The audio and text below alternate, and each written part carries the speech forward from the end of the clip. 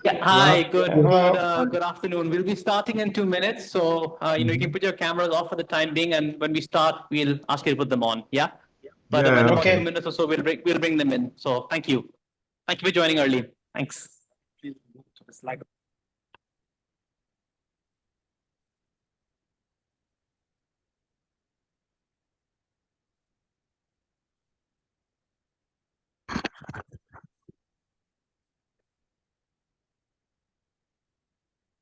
ماشي. ما تتحسش انك فيني اخذ من هذا. ايه نو. مين؟ امم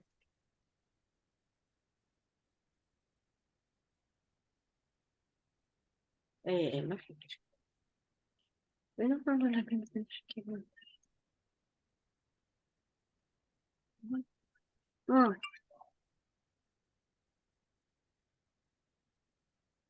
ايه ما في مشكلة. ما هذا بشي بسيرته. ما انا قلت لك قلت لك انا رايحة تعالي بدي اختي بتشقد قوي. قلت لها رايحة على كارفور. قالت لي قلت لي يعني قلت لها مين؟ قالت واشتهيت وراح اشوفه.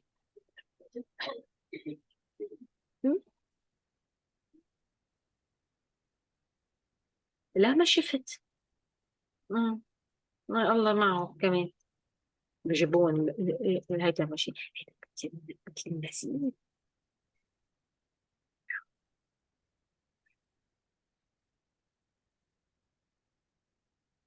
كأن مش بعيدة.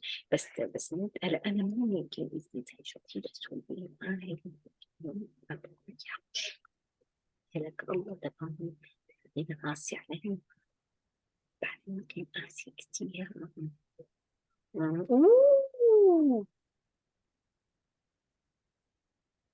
My lord, thank you the long southern members of the church.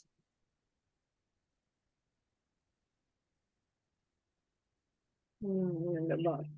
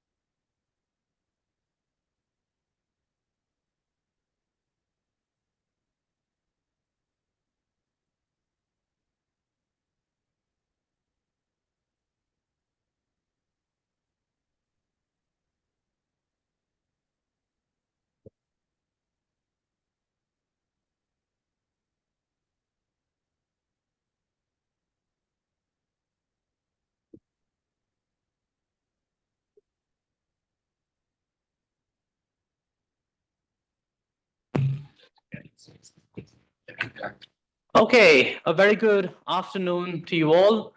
Thank you all for joining this symposium on the green hydrogen economy, and more specifically talking about the necessity of quality infrastructure for the green hydrogen value chain.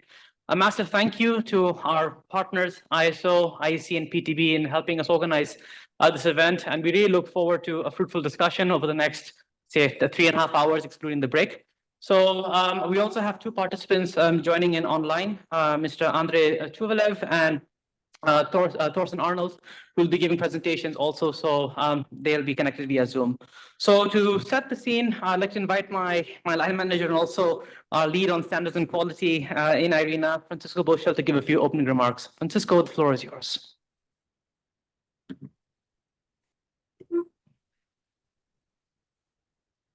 Thank you very much, everyone, and good afternoon. And for those who have been with us the last 4 days, this is the last session.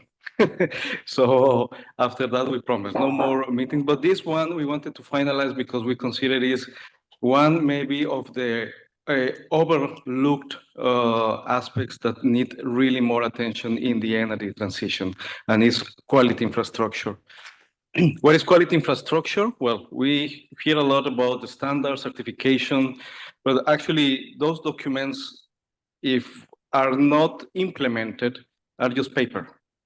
So if we want to really operationalize those standards and those certificates, we need an infrastructure to actually be able to operationalize. And that infrastructure includes, we need to test things to ensure that actually they perform as they promise. We need to measure things. We need metrology and calibration. We need accreditation, so the governance to ensure that everyone is meeting their targets. We need inspection.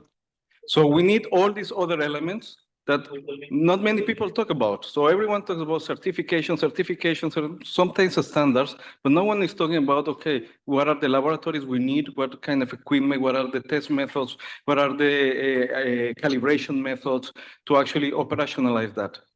So having that in mind, we have had the support from the German government through BMZ and supported by the German Metrology Institute, PTV, a very good partner of IRENA, to conduct a project on how or a roadmap that countries can tailor to their own context to develop such a quality infrastructure for green hydrogen. So this consultative workshop that we have today is part of such a project, and I'm very happy to know that this is in partnership with the German Ministry of International Collaboration, but also with the German Metrology Institute, PTV, but also with our colleagues from ISO and the International Electrotechnical Commission, IEC. So we want to express our gratitude to all these partners. We have heard a lot in the last few days about a few things, but let me start with, we talk about certification of carbon accounting. And rightly so, because it's extremely important to know that what we are trading is actually low carbon. And we have heard that, on the other hand, that maybe you have heard people say, oh, the hydrogen molecule has no color. What we need is a good method to calculate the standards. Yeah, that's correct. But we need to reconcile two things here. No? On the one hand, we need to ensure the environmental integrity of the system, because that's the ultimate aim, no, is to actually make it good for the climate. But on the other hand, also the industry and the incumbent actors need to make profits out of it and not be overburdened by maybe unnecessary too stringent requirements. So how we balance these two things in a harmonized quality infrastructure. But actually, there are many more topics important than just carbon accounting in a green hydrogen economy. For those who were on day 2 on the hydrogen session, you heard from EPRI, for example, technical and performance issues. Many countries with great plans on using existing pipelines for blended hydrogen, and the concerns not only about the efficiency of that, but the safety issues around that. One thing is to have pipelines for distribution of hydrogen, as the industry has done for a century, but another thing is to use existing pipeline that you don't know what is the status with cracks, fracture, etc., and start introducing this micromolecule there. And there are stories that say, okay, we have to be a little bit more cautious and see how we mitigate those risks. And the main instrument we may have for that is actually quality infrastructure. And there are storage equipment. There are many other parts of the system that require explosion, that require more attention from policymakers and support across the whole quality infrastructure value chain. So, and finally, again, we need to support all these other organizations apart from just standards and certification. We need to support metrology institutes, we need to support accreditation institutes, and so on and so forth, and have the full governance for that. So that is the context of the, I would say, paramount importance of this topic for this great market that we want to see for renewable-based hydrogen in the future. We need to set the foundation, and quality infrastructure is key for that. Okay, that's all I wanted to say. So welcome everyone. Again, as this is a workshop, be expected to work. So I'm sorry to say that, but it's just a few more hours, but we need your input and contribution today, being proactive. With that, I hand it over to my colleague, Jai Devdale, for the next part. Thanks. Thank you, Francisco, for those remarks and also summarizing why we're engaging in quality infrastructure. So basically, just to give a quick overview on the program for today. So we've already heard opening remarks from Francisco. What I'll be presenting hopefully in the next 10 minutes or so is just providing our approach on what we think a QI roadmap for green hydrogen should be like. Obviously, we'd like to hear your feedback during the discussion segment of the event. But before that, we would have some presentations from our partners, ISO, IEC, and PTB. After that, we can have a short coffee and networking break, so you can have a nice exchange and discourse. And then we have a moderated open discussion. We've sent the invited participants some guiding questions for that session. So I hope that you can stick to those lines and be as concise as possible in response to those guiding questions. And they'll be moderated by my colleague, Mr. Niels Ferdinand, who's seated in the front over here. We have a wrap up of discussions, and then we close the event. So now I'd like to talk about, and yes, my name is Yadiv Davle. I'm an associate program officer working with IRENA for the past year and a half, and I've been working on this project. So it's a great pleasure for me to be sharing our thoughts on the approach for the roadmap. So just for context, to inform everyone, IRENA really has been doing quality infrastructure for quite a while. And over here, you just see some of the publications that we have done in the past. We've provided guidelines for policymakers in 2015. And very recently, we have done reports focusing on the solar PV market as well as smart grids. And now our next objective is to see how we can sort of replicate this experience for green hydrogen, which is the purpose of the project we're implementing. Last but not least, also, I just want to draw your attention that we also maintain a standards database called Inspire.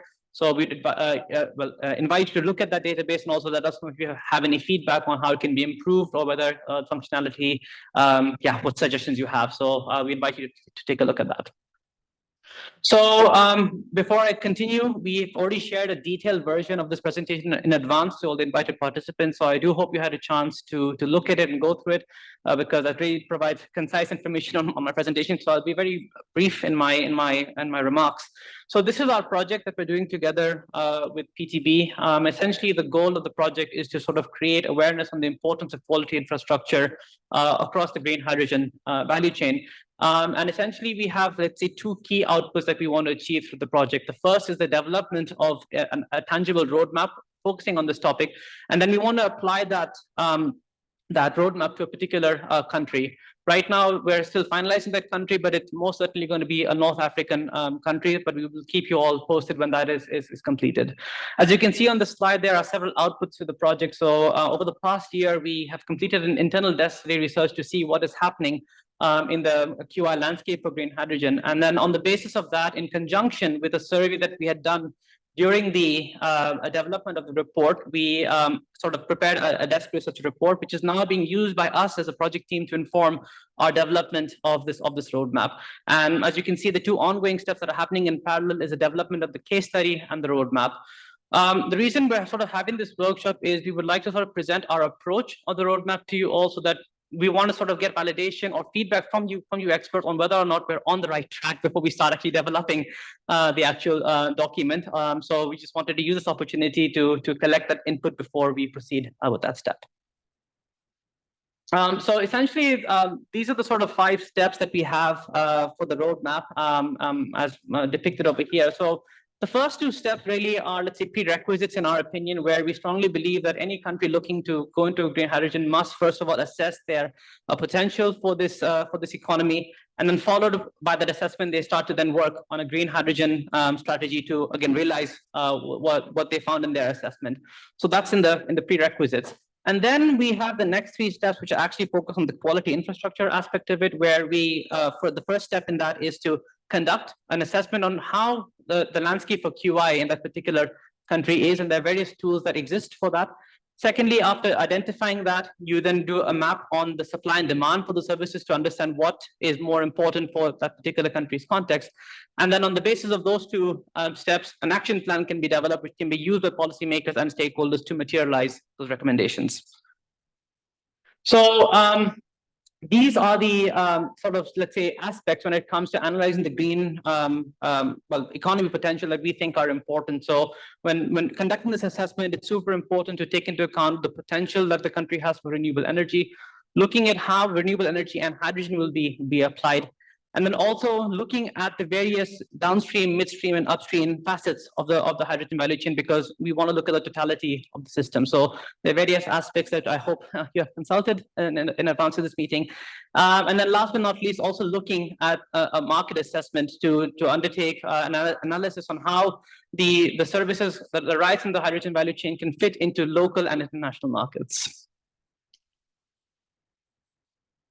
Yeah, so when moving on to the green hydrogen strategy, there are certain key pillars that we think are really important to have featured in the strategy. The first is obviously talking about ambition and collaboration, having clear targets to ensure that the goals can be met.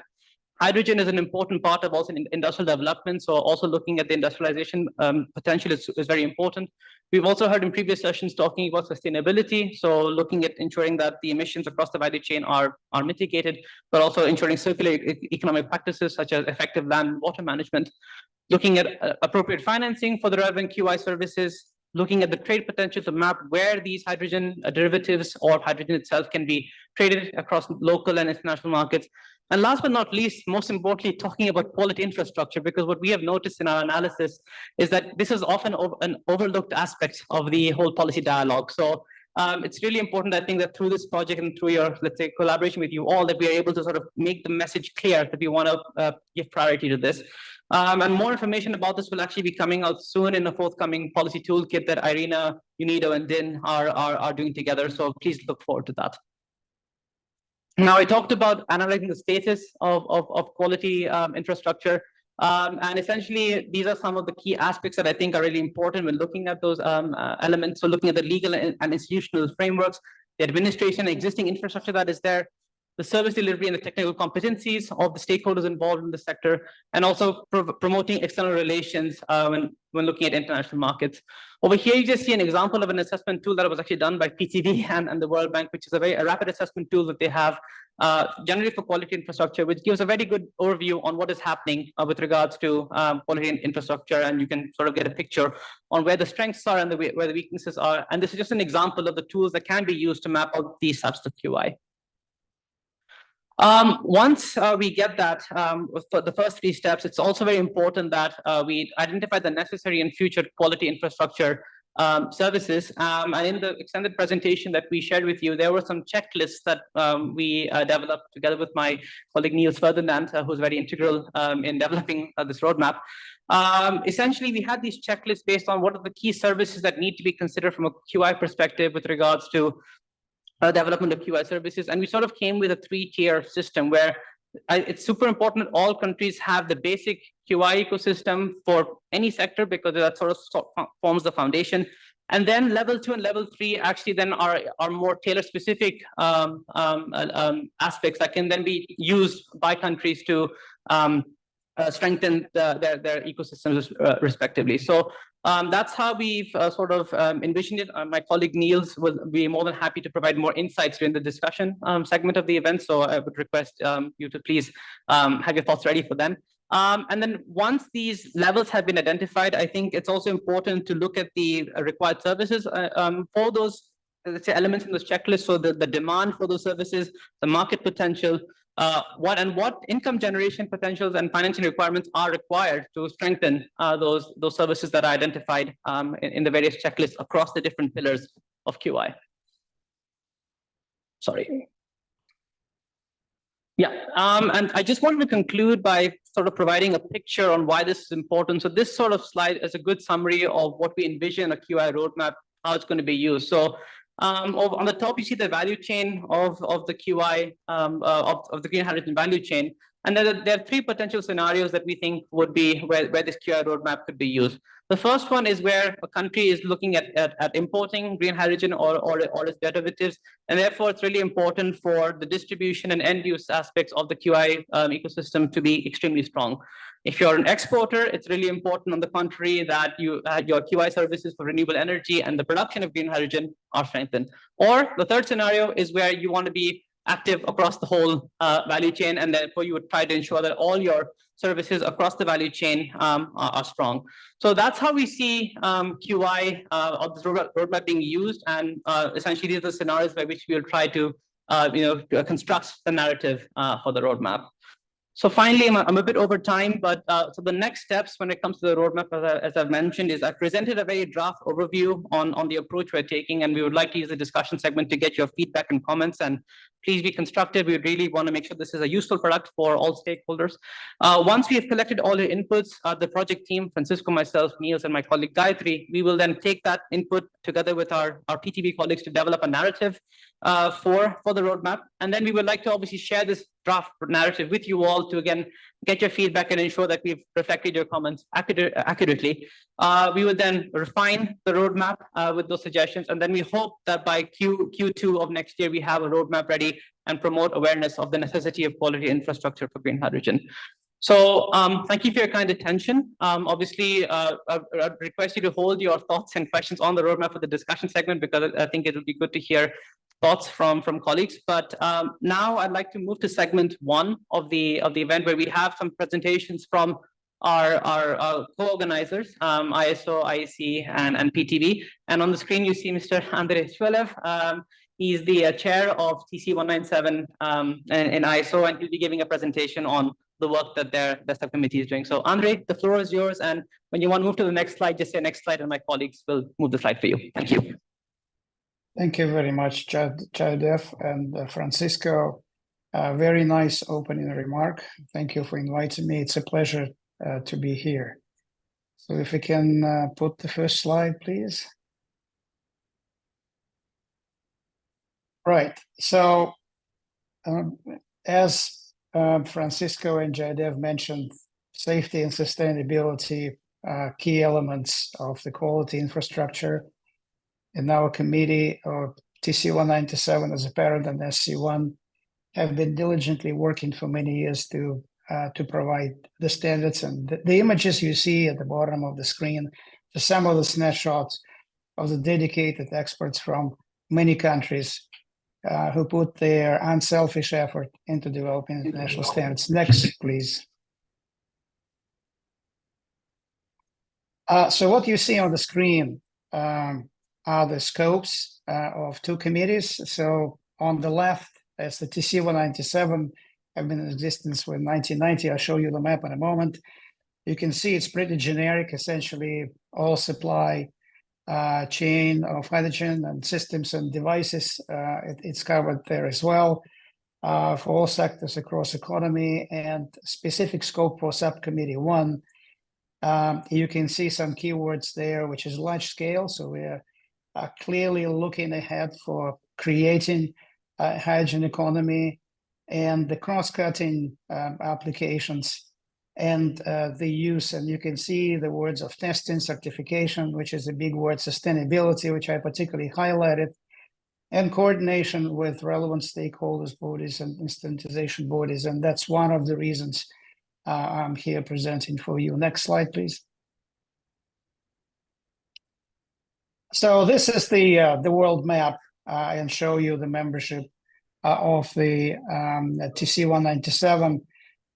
You can see it's 34 countries, and that number may seem small to you, but believe me, it's actually growing very rapidly.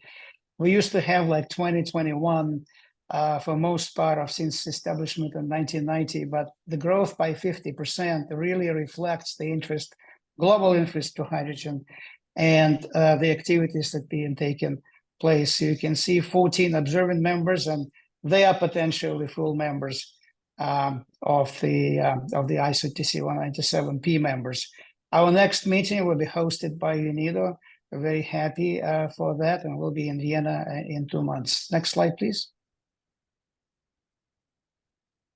So that's the overall infrastructure in there. I don't know, dwell with you, we'll have the slides. But essentially, we have the way we integrated subcommittee. One is that we had existing programs. So we added additional context and content to the existing programs. And the one you can see on the bottom right is sustainability. That's really a new activity that is conducted within subcommittee one. And you can see the words AHG rail. That's an example of the new applications that we are developing, working with our partners in the rail industry, develop a suite of standards to roll out the rail infrastructure. The same will happen with marine and aviation and other things. Residential sector is just tells you how we're preparing for the large scale and expanded application.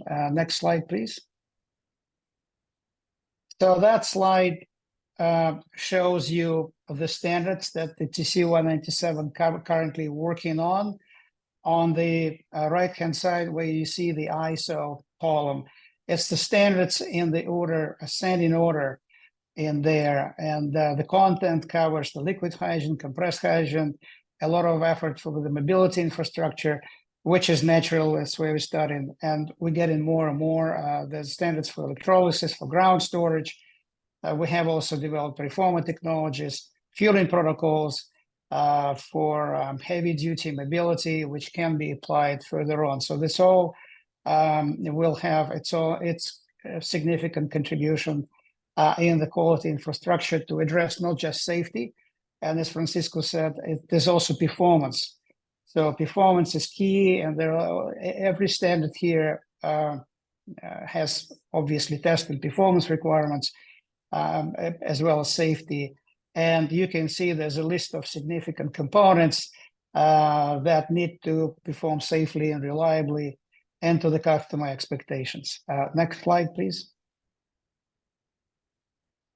So this one really explains the rationale behind having the subcommittee one. So TC 197 as a parent committee continues its focus on the basic technologies for production, storage, handling, built environment, and basic safety, while the subcommittee one looks into the applications on the horizontal or cross-cutting systems where hydrogen plays significant role. And you can see the list of new areas, let's say non-traditional, where hydrogen as an energy carrier and as a fuel is being used. And of course, sustainability aspects, which you see in the middle of the screen, take a very significant attention. Next slide, please. So now getting into the subcommittee one, we have 25 P members and 3 O members. Again, it's growing. It was established, you can see at the end of last year, and it's already attracting a lot of attention and is developing a very important standard that I will just mention in a second. We also have our first meeting together with the TC 197 in Vienna, hosted by UNIDO. So what we see here, there are some developing countries that are already joining us. I think it's very important. One of the key objectives of the meeting in Vienna, and that's why we work with UNIDO on it, is to attract more participation from developing countries. And if we're talking about the renewable energy, certainly developing countries have a lot of potential in that. So their involvement is very critical. And I'm just using this opportunity to encourage people from developing countries to join our committees and contribute to developing quality infrastructure, particularly for the use of renewable energy. Next, please. Now I'm getting into the very critical standard that's being anticipated by many entities, including our partner ARENA, is the methodology for determining the greenhouse gas emissions associated with production, conditioning, transport of hydrogen to consumption gate. So you can see at the bottom left already the title page. It's currently going through the ballot, and that we expect the ballot close on November 9th and will be approved, and then published on November 30 and unveiled at COP. That's the plan. It is being assessed by many stakeholders, including Hydrogen Council, which I'm also part of, is one of the key elements that will enable transparent, fair trade related to hydrogen, so that carbon footprint or carbon intensity of its supply chain can be very visible. You can see the considered supply chain in here. Production, conditioning, which means it could be liquid or compressed. Conversion in hydrogen carriers, you can see it could be ammonia, LOHC, liquid organic hydrogen carriers being considered. And then conversion back from the hydrogen carrier to transport to hydrogen and then transport to the consumption gate. The text in blue on the left, you can see about the LCA methods, life cycle analysis. This is one of the key points where we'll look at the attributional and consequential approaches. So attributional, it's really accounting of hydrogen as a product, and I would like to stress it's hydrogen as a product, not as a project or reporting by organization, but hydrogen as a commodity that's being moved from point A to B to the final user. So there's one way of accounting for that, and there's another one, consequential, where you may look beyond the considered system boundaries, which should be very helpful to the policymakers in assessing the effect. So it kind of addresses both purposes, just pure accounting, again, of the greenhouse gas footprint, and also consequential approach. Now, this is not the end. We developed a technical specification, as I said, by the end of this year, and then we'll start developing the standards. And the first standard will be for production, and you can see 1, 2, 3, and actually there will be 4 standards production, and then for each conditioning and each hydrogen carrier and its transport. There will be a comprehensive standards with more detailed description of technologies being used. Currently, technology descriptions are informative annexes, but they will become normative when we start working on it next year. Next slide, please. So this slide is very important, and you can see the highlighted words, indirect emissions. And we took the effort to really look at the full life cycle analysis, just making sure that indirect emissions are being considered. People familiar with how sometimes the life cycle analysis or assessment is being done, very often, unfortunately, people just look at the just the production component of emissions, disregarding the indirect emissions or CAPEX emissions that contribute. So we need to have a very fair assessment of every production pathway. We are technology agnostic here, so it's not just the renewable origin, it's also non-renewable origin is being considered, and let the best technology win on the fair, transparent life cycle analysis. So that's why I think indirect emissions is a very important point, and we require that they also report it. Whether the policymaker will decide to use that or not, it's a different story. We're not controlling it, but we're putting it on the table so that from the scientific and technical point of view, the people can use it. Next slide, please. So I'm done with the work, specific work where the subcommittee won, but last but certainly not least, kind of a bridge to our partners from IEC and IECX. We have studied this collaboration. We had actually the liaison between not only IEC and ISO, of course, but between ISO Subcommittee 1 and ICX. And this is the slide that was prepared by ICX that I'm conveniently using, that shows the future pathway of certification of hydrogen equipment. Could be X marked, could be non-X marked, but every component is the idea that will follow ISO standards and will do the conformity assessment and certification of hydrogen equipment on a very consistent way, regardless whether it requires explosion protection or not. So this will, again, Francisco should answer your appeal to make sure that we have high quality standards and high quality processes to ensure safety and performance of the equipment. So this is my slide. Thank you very much for your attention. Hope this was useful.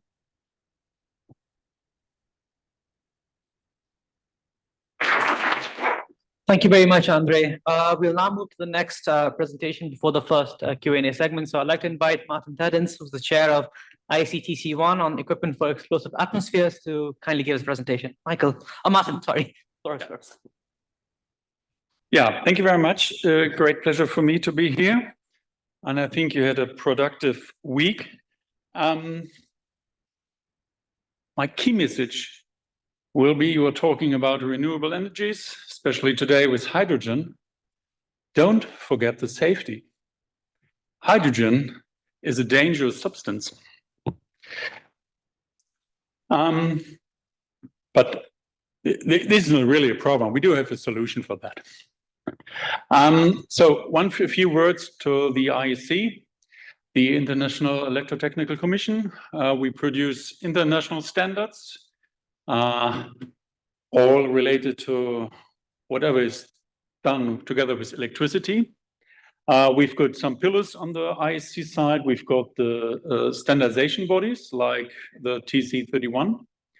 And we've got also conformity assessment schemes. And one example today, you will learn from the chair of the ICX scheme, Paul Meanwell, about the certification scheme we have on that. TC31, equipment for explosive atmospheres. So we are producing standards for equipment. And at this stage, I want to say, not only for electrical equipment, we are producing also standards for non-electrical equipment. We've got a joint work together with ISO. So the main issue of that is where there's a hazard due to the possibility presence of an explosive atmosphere.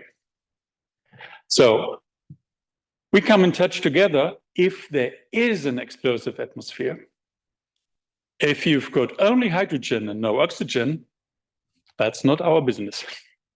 That's your business. We are producing standards dealing on the equipment.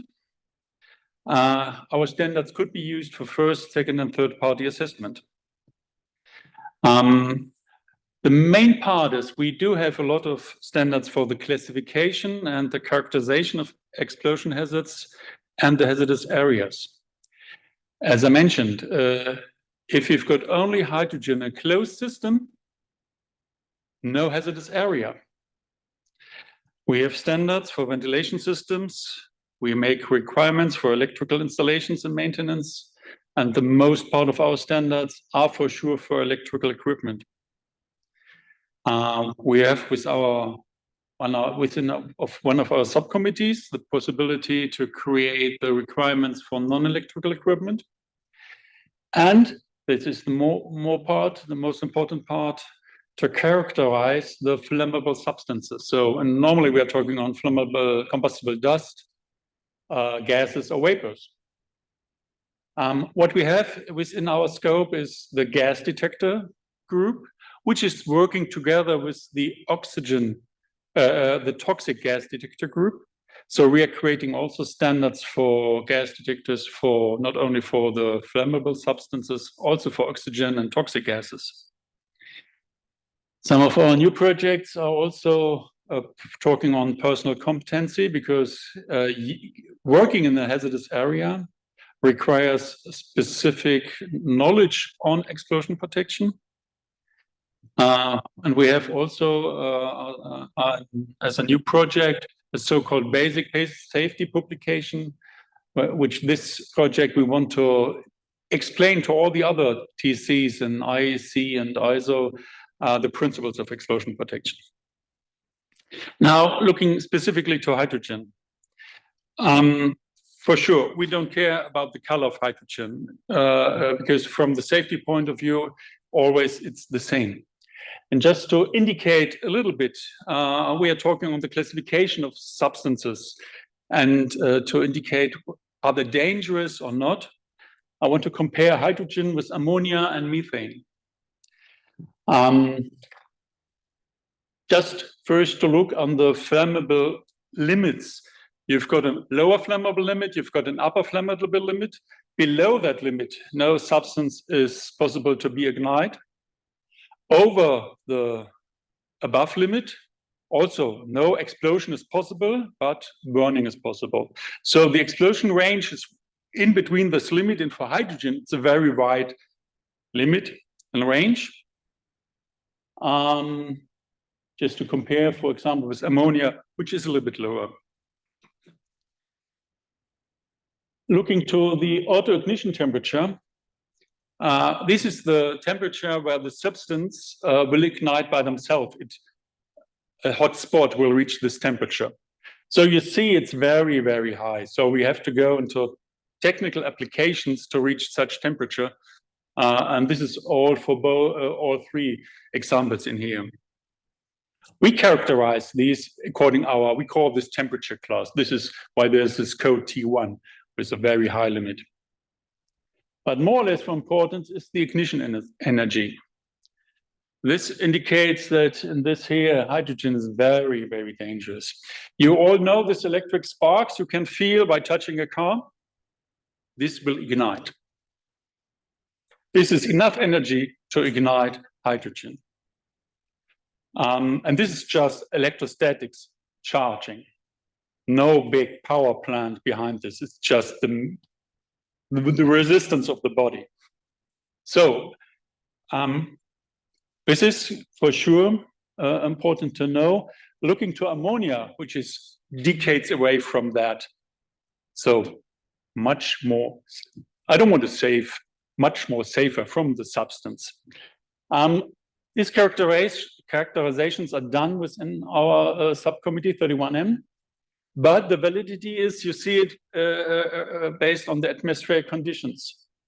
So we can say these values are valid within this range.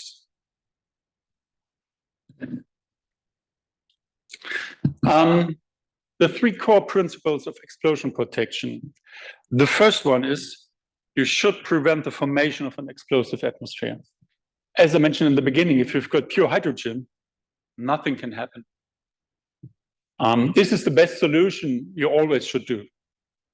The third option, to limit the impact of an explosion to a tolerable level. No, not an option to use with hydrogen, definitely not. So the first one is for sure the best one. What we are doing in this is we are just defining what is an explosive atmosphere. But the technical things, what you have to do, this is to be done by the user, by yourself. So you have to have a closed system, permanently technically sealed system. You have to exclude oxygen. And such requirements normally should come from all the other committees, especially, for example, like the ISO TC 197 from Andre. We are working as TC 31 on the second part. If you cannot avoid the formation of an explosive atmosphere, then you should have a look to our standards. We are saying a word about the classification of the explosive atmosphere and the hazardous area, because you classify in hazardous area, and based on that classification, you have to choose certain technical solutions. You have to select the suitable explosion protected equipment. Within our standards, we give a design, manufacturing, testing of equipment, as I mentioned, electrical and mechanical. And for sure, we gave guidelines and requirements for the installation and safe use. We don't make requirements for certification. This is out of the scope of IEC. This could be done by ICX. We don't make regulations for the market access. This is done by others. These are legal requirements. And for sure, we do not make any requirements, regulations for occupational safety measures. Because also this is normally done by the legal entities. So, Judd, if you've told me you are working here on your roadmap, you are all working on the roadmap here, and maybe this results in some task for us, because we need to prepare standards which can you use in the future. Normally it takes, if we are fast, 3 years to have a new version of a standard. So for us, for important to go, what is our task for the future is, do we need to characterize the explosion characteristics above the atmospheric conditions? As I mentioned, we are going up to 60 degrees C, up to 1.1 bar. We have characteristics normally for the pure substances. What's about the mixtures with different and other gases? For sure, we have to look on higher pressure, higher temperature. Okay, our technique will not need to go into 900 bars for the storage, because inside the storage tank, you've got this pure substance, no oxygen, so no danger. But maybe there's a surrounding where we have to look at. Or at least we have to go to higher temperatures. What are the characteristics in there? Do we need some additional technique to protect our equipment to become an ignition source? Thinking of this oxide electrolyzer cells, where you said the operating temperature is up to 850 degrees C. Now, this is in the range of the temperature of the ignition temperature of hydrogen. And the use, for example, of this LOHC. So what I can tell you is we are supporting you all. We've recently formed an advisory group on hydrogen. So if you need support, you can contact us. And for sure, we are aware that we don't want to have overlap with other TCs. As I mentioned, we are only responsible if the explosive atmosphere is still there. Thank you.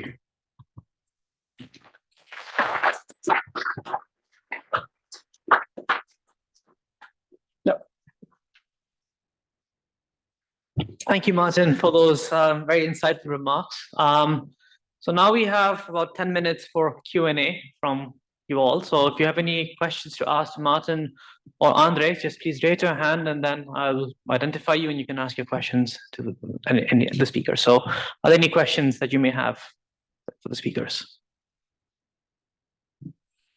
Yes, please. Thank you very much for the floor. Coming into the session, actually, I have one concern, and after this presentation, I have a second concern. I'm the vice chair of the DC of the UNFCCC. So my main concern was about in the accounting for emissions, if that includes also the indirect effects of the H2 molecule. In the past years, there was a study by the base office of the UK about the atmospheric implications of a hydrogen economy. And it turns out it does have global warming potential due to how it interacts essentially with methane. And I wonder if that effect is being accounted for when the indirect emissions are considered in terms of the roadmap and the general production of green or all kind of hydrogen. And the second is about just transitions concerns in terms of the safety presentation, because some proposals, policy proposals, include essentially that this gas is being used by end consumers. And of course, now raise the question how we protect those consumers if actually is going to be a significant hydrogen economy. Thanks. Thank you for your remarks. So maybe I'd like to give this to Andre, because there was a talk on indirect emissions. So would you like to share your thoughts on that? And then Martin, obviously, on the safety aspect. So Andre? Yes, well, I can also answer on the safety of hydrogen. But let's talk about that very briefly. we don't have the whole day. It's a complicated subject. So let's make one point very, very clear. Hydrogen is not a greenhouse gas. So just to give you a very brief definition of what greenhouse gas is, it means that the gas that interferes with a natural energy exchange between the universe, essentially in a solar system, and the Earth. So both methane, carbon dioxide, they interfere with the exchange. They call greenhouse gases because they block infrared radiation, and essentially that leads to temperature rise. So hydrogen is absolutely transparent to that. So it's not a greenhouse gas. The methodology is to calculate greenhouse gas emissions. Now, the predictions you mentioned, the base report, and there are many other publications to this effect. They are based on modeling and assumptions, but there are no real measurements. We don't really know what is happening. There's also existing hydrogen budget in the atmosphere, which is mostly driven by the use of hydrocarbons. There's an oxidation of methane and non-methane organic compounds. There's a burning of the hydrocarbons that all generates through the oxidation also hydrogen. There are chemistry nuances. There's a molecular hydrogen that's being maybe emitted through what we call hydrogen economy. And there is atomic hydrogen that's being generated through the oxidation of the hydrocarbons and predominantly methane. So it's a kind of a vicious cycle that methane is being released, it's being oxidized, decayed, but in the process it generates hydrogen that also reacts with OH, which is the main mechanism for decomposition of methane. We kind of inherited it, and there's nothing we can do about it. But the truth is, the less hydrocarbons are being used, the less hydrogen, this sort of natural and anthropogenic hydrogen generation will be in the atmosphere. And it's very clear that if we maintain the emissions from our hydrogen economy, say to the level of 1%, which is very, very feasible, there will be no effect. That's what you just mentioned. There's enough OH in there to handle residual methane and whatever hydrogen may leak at this level of emissions. Of course, if we don't control the pipelines, we don't control our production, we may be in trouble. But the thing is, hydrogen is a very valuable commodity. Nobody wants to leak it. And there are also safety considerations, as we discussed. So there are very strict standards and regulations regarding hydrogen leakage. So comparing methane leakage, which mostly happens during the excavation from the ground, with the hydrogen from the hydrogen industry, there are two big differences in that. So considering the uncertainty of all that, it will be totally premature to include those considerations into the accounting of emissions that we can very clear way of calculating and who have the global warming potentials assigned by IPCC. There are no requirements by IPCC related to hydrogen at this point. If we get more research, more publications and direct requirement by IPCC, we certainly will get that. But we're not there yet. There's significant uncertainty even on the sinks of natural, not natural, but generated hydrogen, and its generation, and it's in million metrics of tons, and actually it's a factor of 3. So with this uncertainty, it's impossible right now to have any real judgment on how we should account for that. But it's very clear, the less hydrocarbons we use, and the less the leakage of methane, then the less will be the issue related to hydrogen leaks. Now, very briefly on safety, the standards I showed you, and first of all, hydrogen industry has existed for almost 100 years. It's very safe, safely operated. and the standards we're developing will provide that. Follow 3 basic rules that Martin mentioned. Prevent hydrogen leaks in quantities that can accumulate and create the hazardous situation, explosive atmosphere, and make sure that it's not boxed out.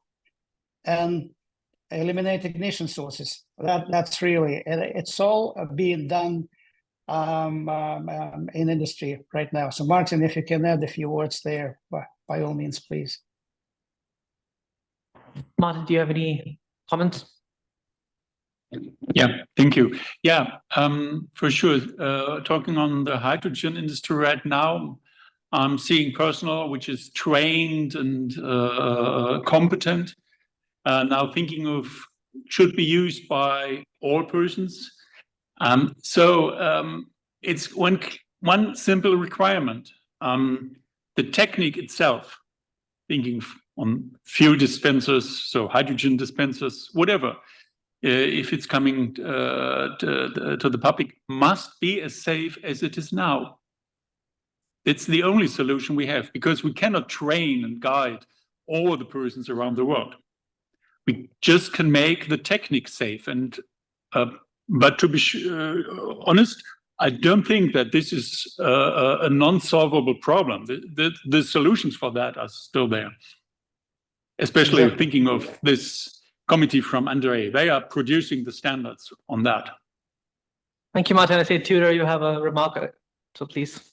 Just to add on top of that, if there are appliances that will hit the wide public outside of any kind of refuel station, which is a kind of supervision, people must be aware that hydrogen is not a do-it-yourself stuff.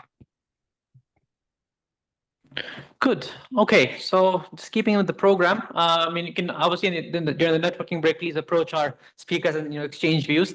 But I think we can now move to the next sort of part of the presentation. So I'd like to invite, Paul Meanwell, who's the chair of IECX, will be providing an overview of IECX to you all. So Paul, the floor is yours. Okay, thank you for that. Sorry for my voice. I've been suffering a little with a cold, so I'm sounding a little bit rough.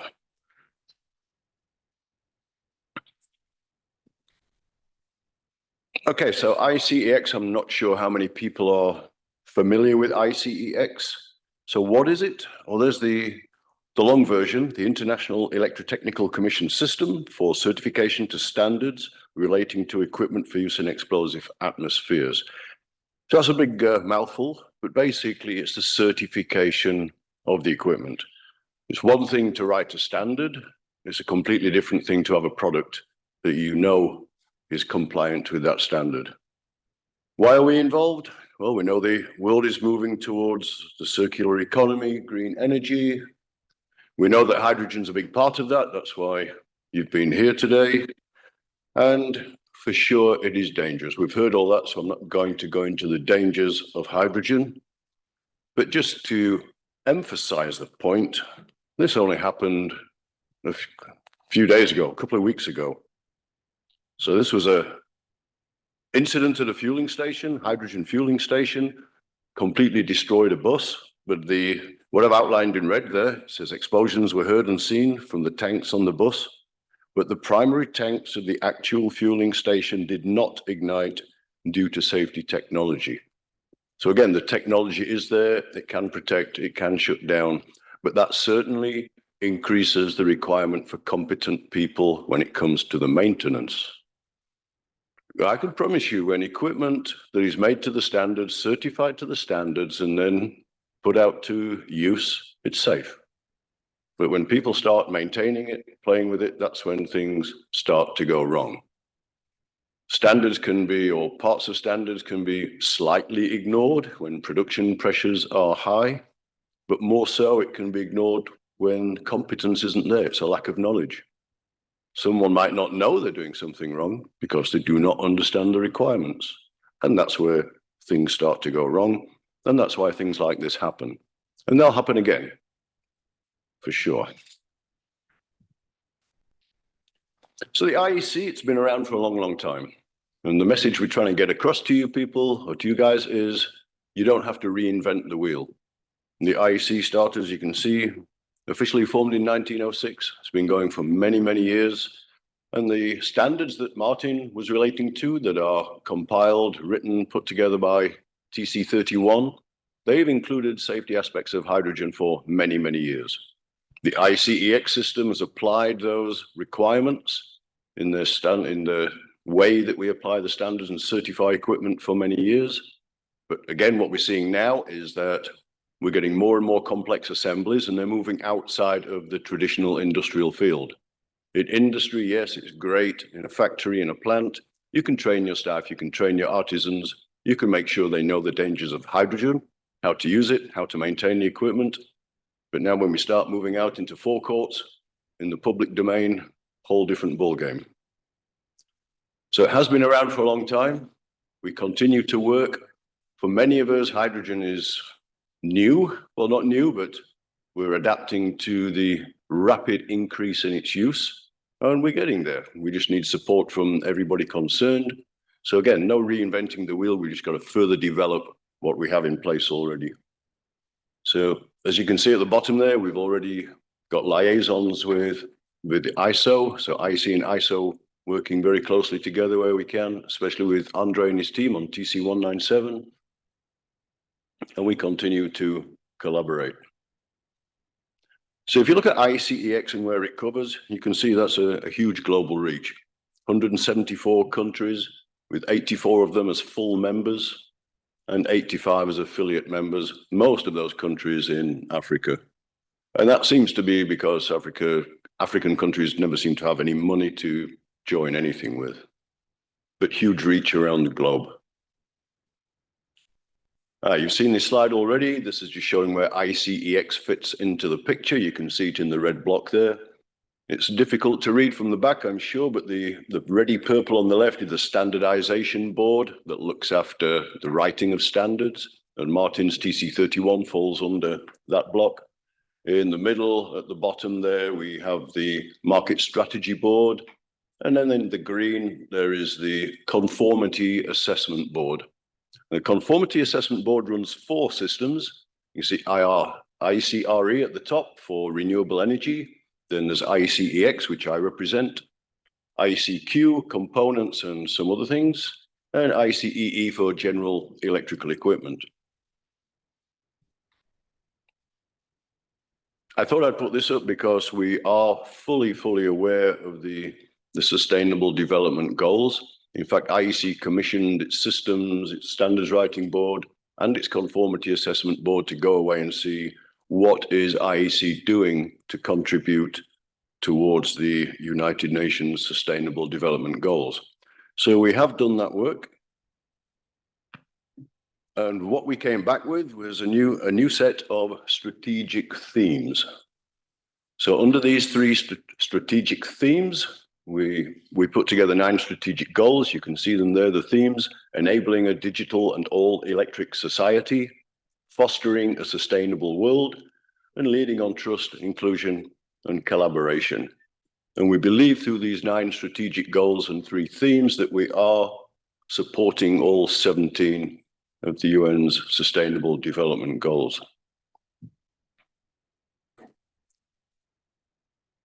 So we firmly believe that the IEC is not just a standards writing body or organization.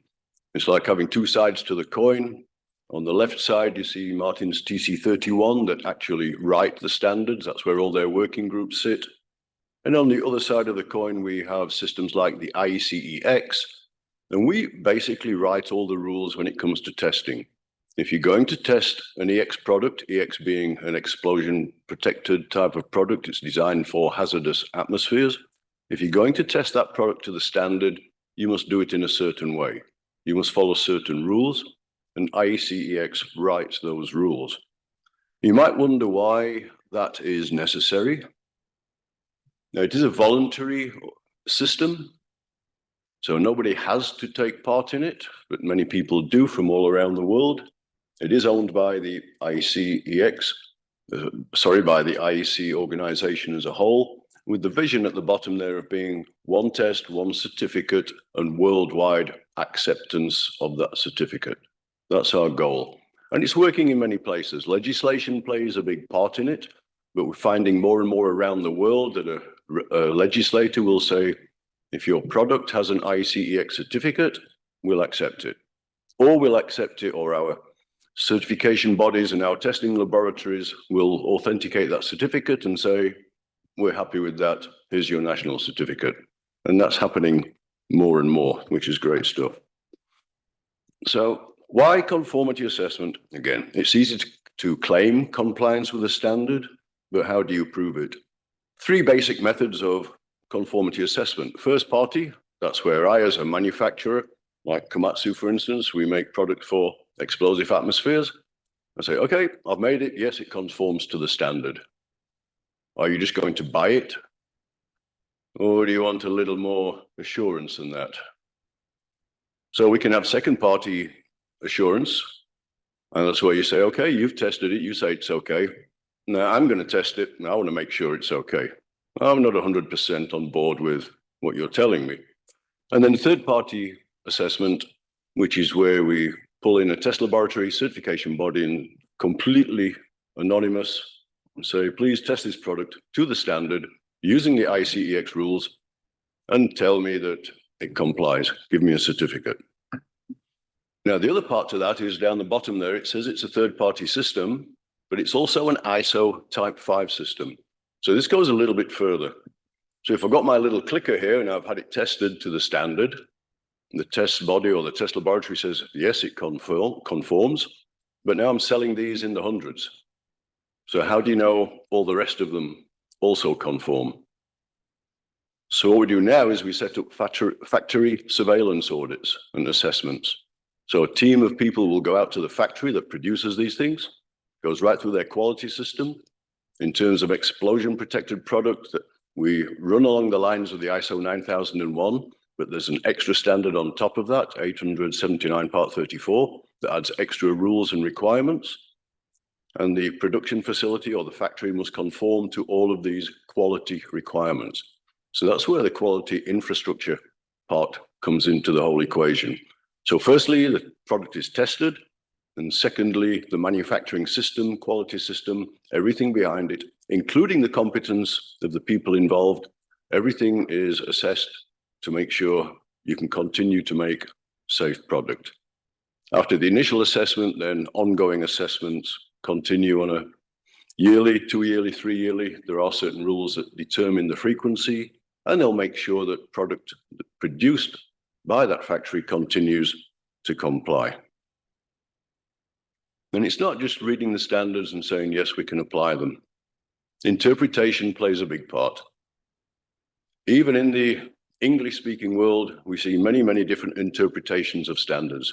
Even though the standards writers go out of their way to make them as simple and clear as possible, we often find them interpreted differently. So we produce what we call interpretation sheets. We say, this is the question. This guy thinks it means A, and the other guy thinks it means B. What is it really supposed to mean? Then we produce dozens and dozens of interpretation sheets that go along with those standards to explain exactly what they mean. Languages, most of the IEC standards are published either in French and English. Other countries, they can battle. Some convert them themselves, write their own standards, do their own conversion, and sometimes things are lost in conversion, and you can end up with different ideas of what's going off there. I mentioned the competence of test and assessment personnel, very, very important. So that is assessed. And the independence of the test and assessment personnel needs to be verified. So I just want to give you an example here of things that go wrong. And we have our colleague from PTB over there. Now, PTB run a proficiency testing program here in Germany. Now, what they'll do, they'll manufacture a piece of equipment with maybe a certain few flaws or defects, and they send it out to all the participating laboratories. Say, test this, give me your test results. Now, you can see on the top graph there what happened. This was in 2014 when we first got on board with the proficiency testing system, and that's how our laboratories performed. The red line at the top is where the actual result should have been. All the blue dots were where the laboratories around the world got it right or within the required parameters.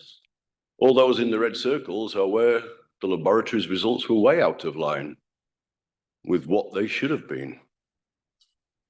So then we start putting things in place to say, okay, so things not going right. Why? We need to find out why.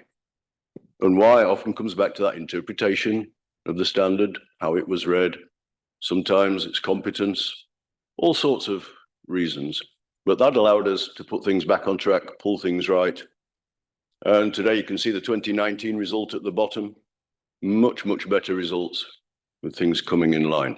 And that's the value of a global system where you apply global rules, global requirements, so everybody gets it right. So it doesn't matter whether this product was tested in China, Australia, wherever it was tested, if they're part of the system, the results should be repeatable and they should be reliable. So apart from the testing of product, within the ICEX scheme, the certified equipment scheme looks after the equipment and the manufacturers. We have the certified facilities scheme that looks after repair facilities. Either the end user doesn't want to send his equipment back to the original supplier for overhaul, repair, whatever, so he'll send it to a third-party repairer. Or it might be big equipment where they've got to pull the repair facility out on site to do an on-site repair. They can also be certified. The mark licensing system is just the rules for applying the mark to your product. And then lastly, the certification of personnel competencies. That's where a person can be tested for competency and he can be certified to that. Unit 11 is the latest addition to our units of competency, and this deals specifically with hydrogen. So we've developed this already right for the hydrogen industry.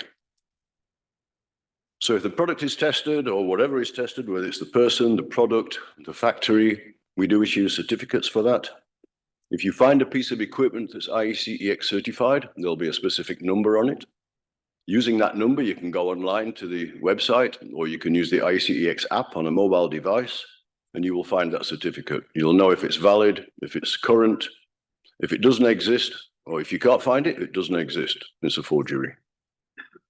So everything is done online. Okay, just looking at the stats quickly, you can see the graphs on how they've grown over the last 10 or so years, in cases up to 20 years. So the certificates and issues just keep going up and up and up. It's doing well. We do have some further information on the website. There are videos there, little animated videos that give you ideas of what we do, how it works. So you can get more information there and guides on how to use the website itself. This is not the ICEX as such, this is IECQ, but what they were asked to do was provide a way of verifying a company's carbon footprint claim. Not a claim in terms of being carbon neutral, but it's a claim of, I've put a system in place, I'm using the standard, I've got all my ducks in a row, this is how I'm operating. So the ICEXQ drafted a scheme where they could go in and verify a company's system. Whether they're sticking to the system, we don't know. But if they've got the system in place, we'll give them a verification certificate to say, yes, you've got all your paperwork in order, you're following all the right rules. So you're going the right way towards carbon neutrality. We've since rolled that out to all the other systems. So anybody within the IC conformity assessment network can use this system and get a certificate if they so wish. I think I'm about out of time now, so I want to move forward because I'm sharing my time with Dr. Thorsten Arnhold. He was the former chair of IECEX. He was my predecessor, and he's going to tell us a little bit more about the technical aspects of hydrogen. I've left that to him. So with that, that's all from me. Thank you. Thank you. Thank you, Paul. And yes, now I'd like to hand the floor virtually to Thorsten, who's a member of the Conformity Board Assessment of IEC.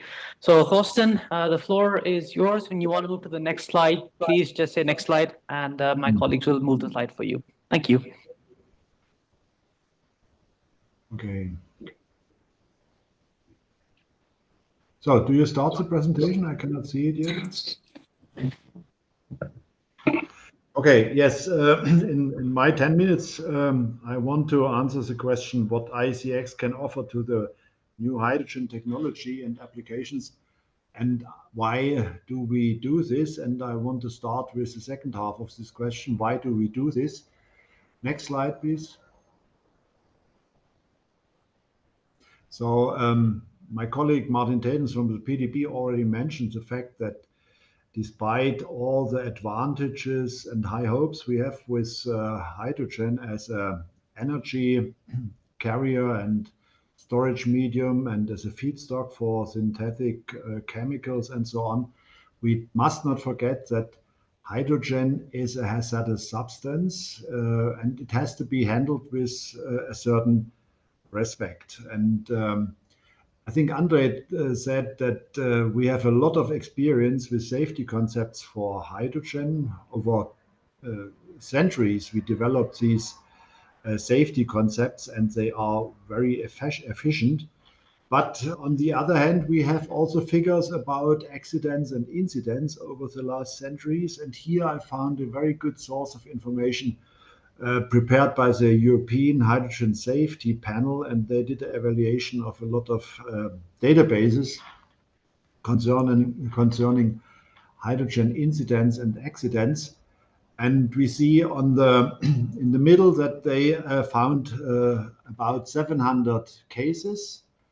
And on the left hand, we can see the distribution, and we see that both in the hydrogen system-initiated events and in the non-hydrogen system-initiated events, the explosions are the dominating accident case, and followed by fires or combustions. And both events are very dangerous and can lead to human death and injuries.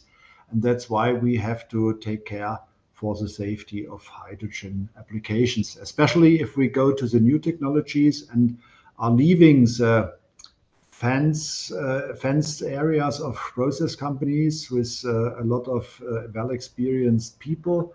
We are going now into the public, into the fueling stations, in the buildings, in the ships, aircrafts, and so on. And here we have more direct contact with laymen. Yeah, at the right side, we see the percentages related to the causes of the events, considering multiple causes per event, and that's why we have a total sum of more than 100%. Don't worry about this. And we can see that the majority of the causes are due to safety management system factors, followed by material manufacturing areas and system design areas. And on the other hand, also 29% individual human factors. Next slide, please. And in the course of these investigations, the group, the European Hydrogen Safety Panel, developed certain hydrogen safety principles. And we can see here that we have on the bottom the organizational safety principles, mainly the training and education of all the persons, of all the staff which is in contact with hydrogen safety. And on the other hand, under organizational principles, also the need to learn to gather experience with the safe and unsafe management of hydrogen applications to get a better understanding and knowledge about safe practices. And these organizational principles are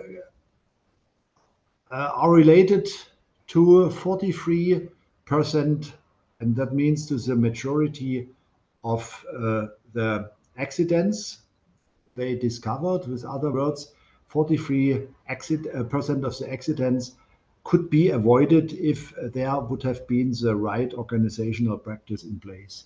And the second part is design and material compatibility of hydrogen, which is connected to 31% of the accidents and incidents. Next slide, please. There is a similar evaluation done quite earlier by the NASA. Maybe you know that the NASA has a long-lasting experience with hydrogen due to the fact that they are using liquid hydrogen as a propellant for their rockets since centuries. And there was an interesting review, which is publicly available from 1974. And here we see also that the majority of events are caused by operational and work area deficiencies, procedural deficiencies, design deficiencies, and planning deficiencies. And as an outcome of this evaluation, the authors formalized two main goals for hydrogen management systems, safety management concepts. The first goal is to minimize the potential human error. So they underlined the relevance of the training and education of all the people, making them aware of the hazards. And the second main goal was to develop systems that remain robust in the event of human error. Next slide, please. Yeah, and if we are looking out of the perspective of these two main goals, we can answer the question, what does ICX do to establish a sufficient level of safety for hydrogen applications? So starting with goal 1, minimize potential human error. So in our system, we have a network of recognized training providers. At the time being, I think we have globally 35 recognized training providers, and they are offering high quality training programs for people working in hazardous areas.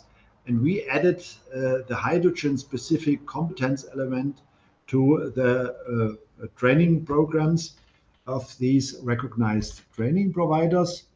And as Paul mentioned at the end of his presentation, we added a certain Unit 11 basic knowledge of the safety of hydrogen systems to our competence certification system. And this Unit 11 works in conjunction with 2 or more standard units of ODE 504, which is the document which is describing these these competence profiles. And a person who is doing, for instance, installation in hydrogen applications, he can establish his own competence profile, Unit 1 with the general requirements, then Unit 3 with the installation, plus Unit 11 with the special needs for hydrogen applications. And so we can establish certain competence profiles and can certify the experts working in that areas with certain functions. Which is also very important that the Unit 11 refers directly with the ISO technical report 15916, which is under the roof of ISO TC 197. I think in one of the slides of Andre, you saw also this technical report, and so we have a direct link to this competence source. Next picture, please. And the second goal, develop systems that remain robust in the event of human errors. Here we can say that ICX keeps about 36,000 current product certificates with the explosion group 2C, which is covering the hydrogen applications and the products and systems for hydrogen applications. These certificates are available in our online database. And on the other hand, we developed during the last 2 years a new document, the OD290, which is the basis for harmonized procedures for IECX certification of equipment, components, and systems associated with the production, dispensing, and use of gaseous hydrogen. So we can also offer certification activities for assemblies, for complete assemblies. At the beginning, we are doing this for hydrogen dispensers at fueling stations, but it's also thinkable that we are covering in the future compressors or other subsystems for in the hydrogen world. Next picture, please. Yeah, and as an example how significant and how important our activities are, I brought here a screenshot of the Canadian Hydrogen Installation Code. By the way, it was developed under the leadership of Andre.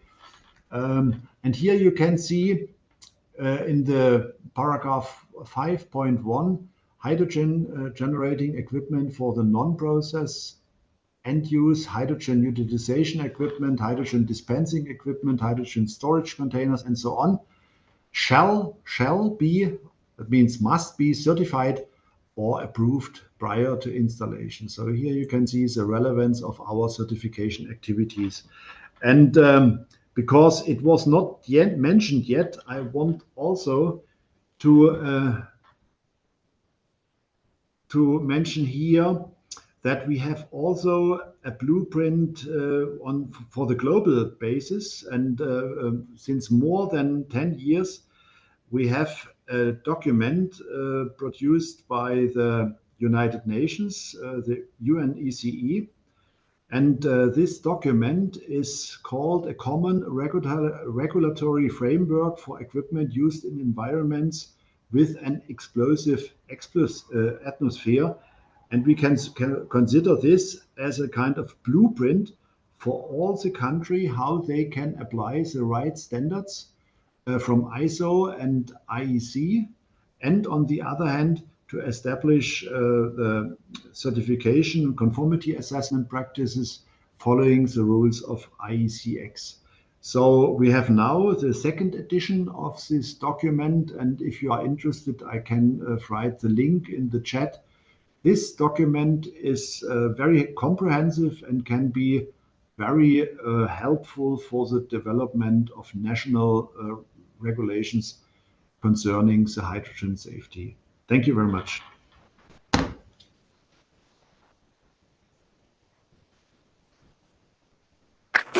Thank you, Thorsten. And last but not least, before we end this segment, I'd like to invite Mr. Bo Shu from PTB, who is the head of the working group on reaction kinetics, and he'll be talking about the pillar of metrology and its relevance to the hydrogen economy. So, the floor is yours. Thank you very much for a nice introduction. And it's also my great pleasure here today to present the work from PTB side. Today we are going to talking about metrology, safety technology, and quality infrastructure for hydrogen. That's also the hydrogen roadmap at PTB. So this work has been actually coordinated by the innovation cluster energy at PTB, and which also done by my colleagues, Dr. Fabian Black and Ms. Yangchen Colin. So some background. So by looking to the transformation of the energy system all over the world, so we have a different aspect, and this can be from the energy generation up to the energy utilization, even together with the digitalization. So however, we cannot cover all the aspects within each area. So that's why we have to pick up some key points as our, let's say, current focus, and then extending our competence for the future areas. So for example, for the energy generation, we have the photovoltaic technique and also the wind energy. For the storage, we are looking into the energy supply networks, electricity part, and also the hydrogen and the hydrogen derivatives. And also battery, we cannot avoid it. And then for the energy usage, we look into the system efficiency, and also together we look into the smart electricity grid. So in order to coordinate and manage such a lot of different topics within PTB, that's why we have our innovation cluster energy. Please move to the next slide. For me, please. Yes, and then with this innovation cluster energy, so we are able to make the wide activities of PTB in the field of renewable energies with 5 main focus. So they are the PV, they are the wind energy supply networks, batteries, and also hydrogen. So of course, we are not limited only into this 5 area. In the future, we are also looking into the heating, the cooling, the gas grid, and also the liquid energy sources. Okay, now let's look into exactly the hydrogen, which is also the most important topic today. So why we are looking to hydrogen in the place as a metrology institute? So the Federal Ministry for Economic Affairs and Climate Action has published the German National Hydrogen Strategy in the year 2020, also has been reviewed this year again. And there's a paragraph which defines the importance of metrology and safety and technology. So this is just the English translation from the German word. So I think everyone can read it. Important then is below there's a need for scientifically accepted and regulated measurement method and assessment criteria and international accepted standards and technical standards. So that is the way we are going to work on. So is really a new task for PTB to work with hydrogen? Actually not. So if you are looking almost 1 century back, where PTB is still named as PTR, so we already have colleagues working on the topic hydrogen and provide metrological investigations. So I just want to bring in one historic highlight is that Professor Mester, so who worked in PTB, and during that time, he developed one of the first hydrogen liquefier in the year of 1913, so which allows the industry and also the other peoples working with liquid hydrogen.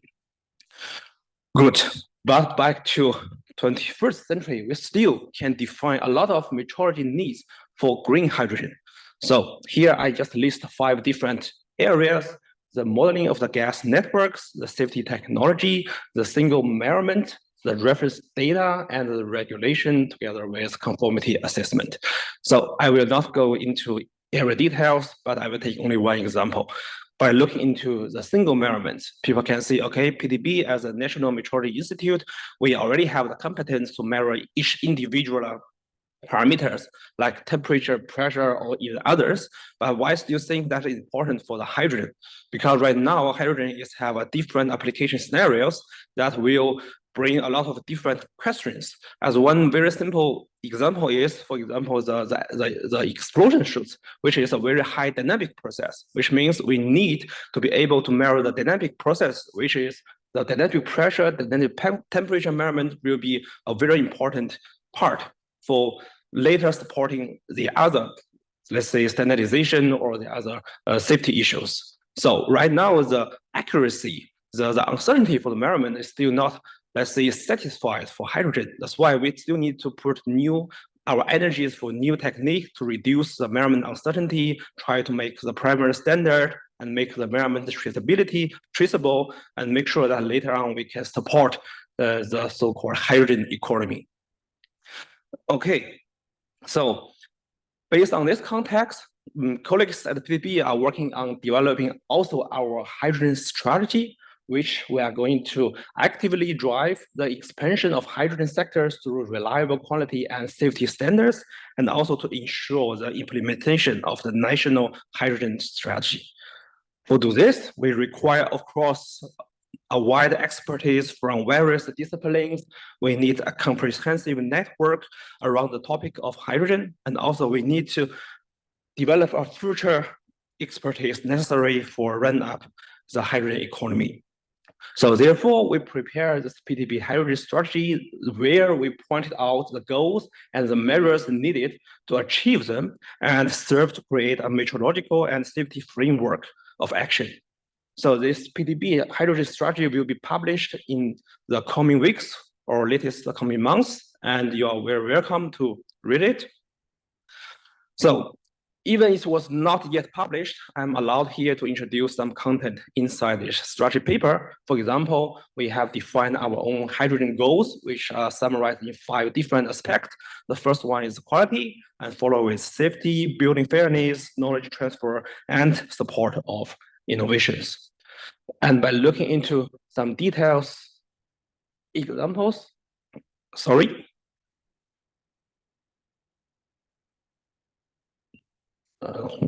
One back.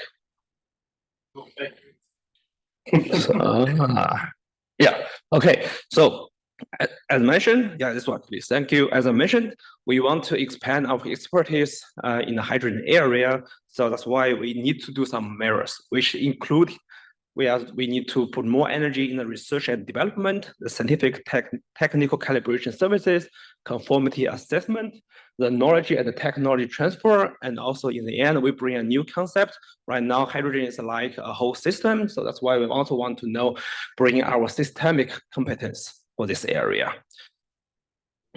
Now, I just want to introduce several small examples within each small pillars. For example, in the research and development, we are trying to really identify the so-called color of hydrogen with the mirror of metrological verification by isotope analysis. And we can also provide the calibration services in the leakage rate measurement that can be traced back to the hydrogen standard leaks. And also for the conformity assessment, which is later on very important for the building fairness, we are looking into the hydrogen fuel pumps using the gravimetric test for quantity metering in hydrogen fuel pumps and its conformity assessment.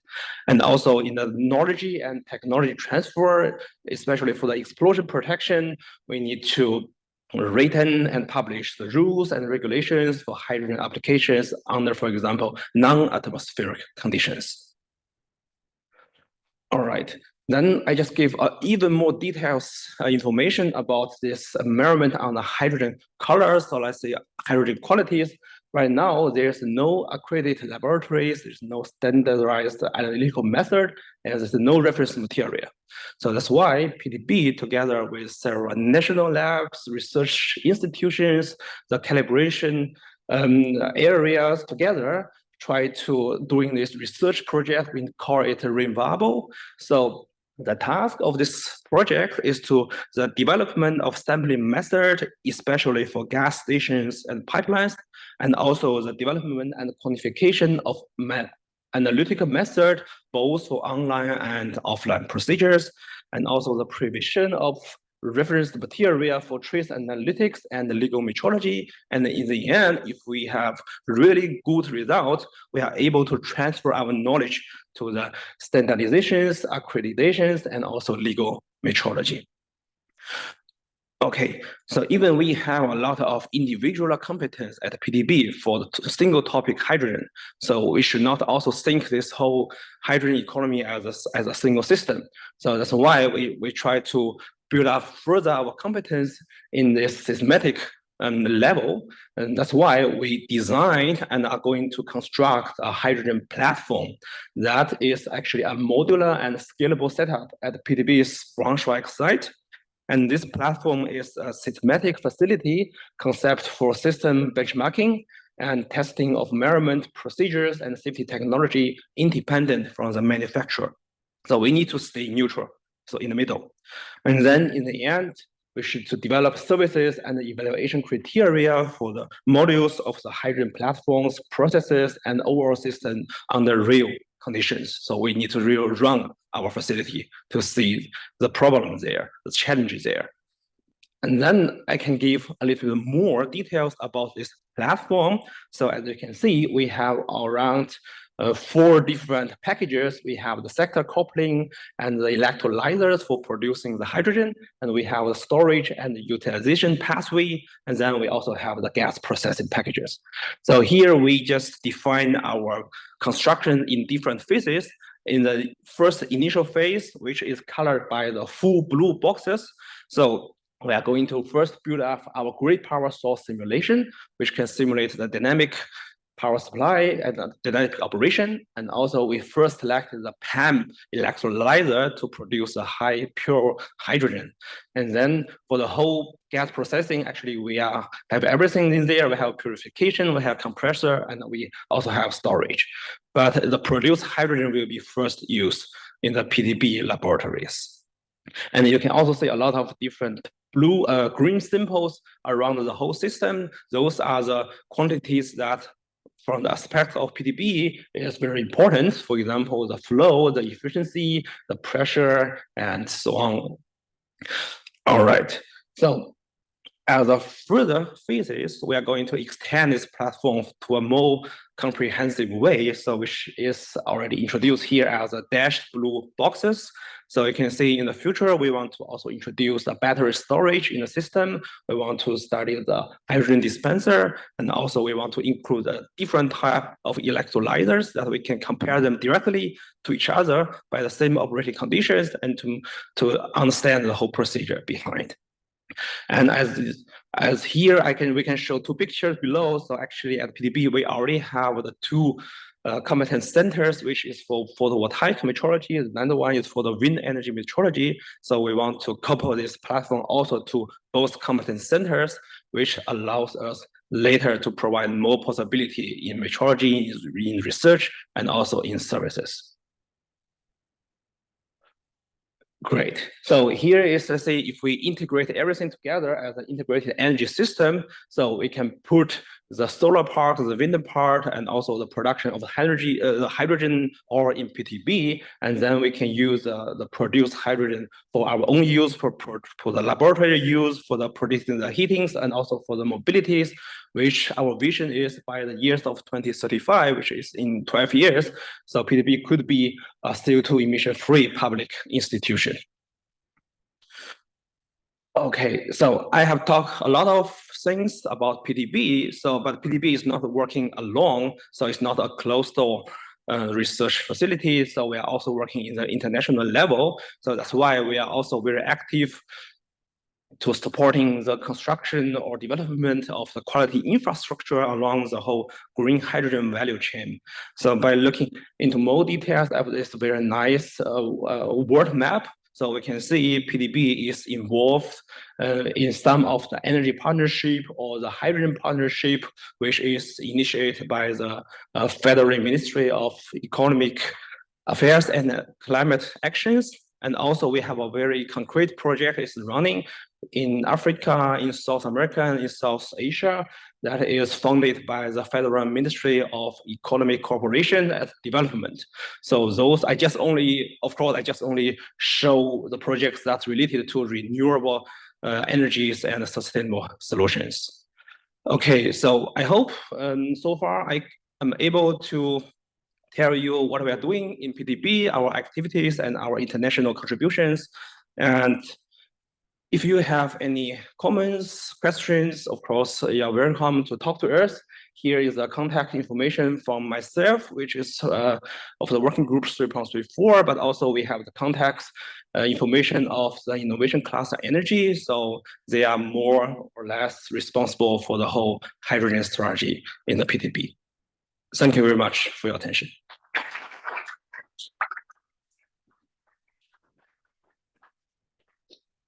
Okay, so we have about 5 minutes left before a well-deserved coffee break for you all. So do you have any questions for Paul, Austin, or Bo regarding the contents of their presentations, if any? If not, oh yes, you do. Yes, please, Felix. Yes, my name is Felix Wolf, also from PTB. I have a question to, to IECX, maybe to you.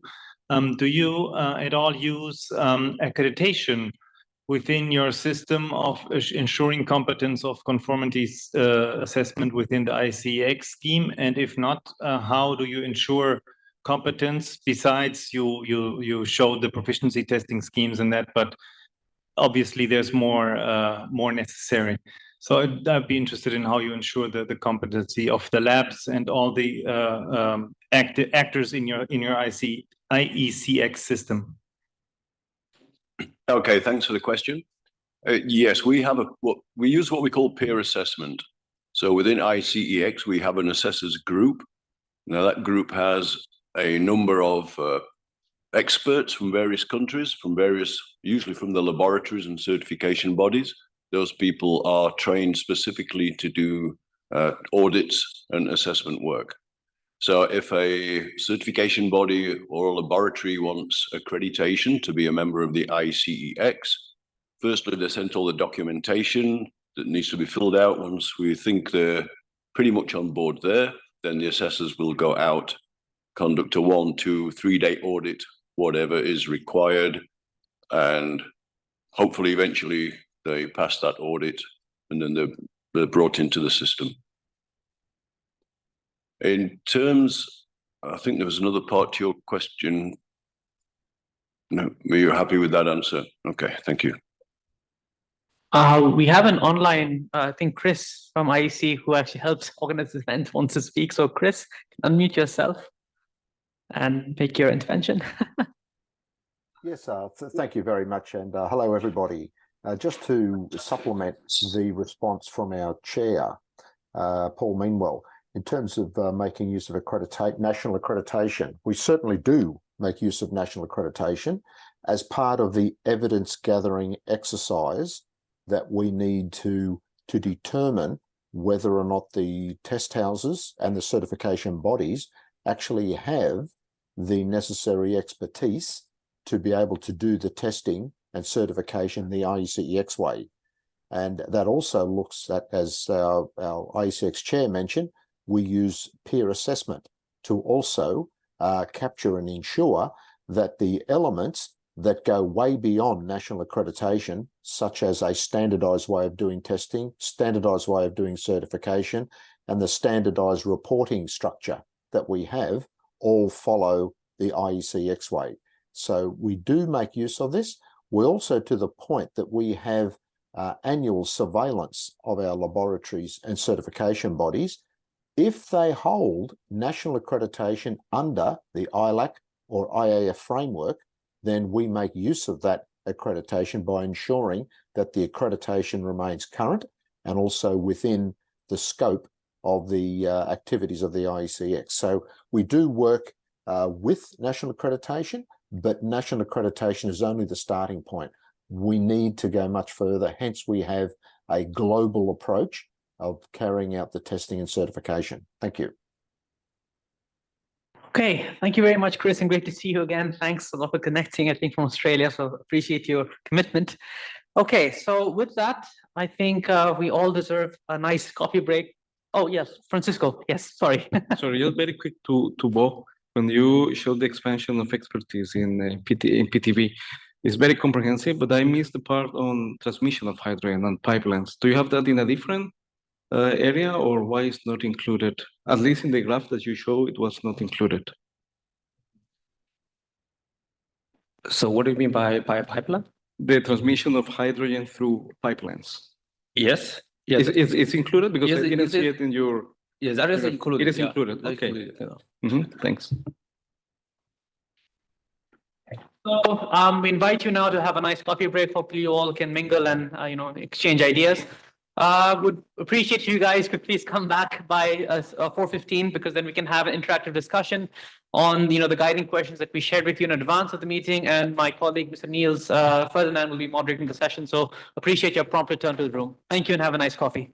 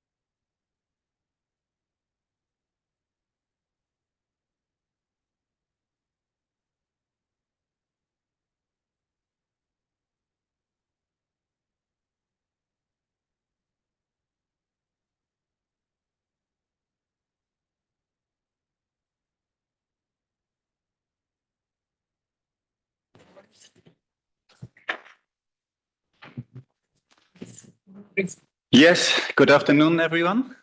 Warm welcome also from my side. My name is Niels Ferdinand, Ferdinand Consultants. Many years I've been supporting especially PTB in developing quality infrastructure systems all over the world.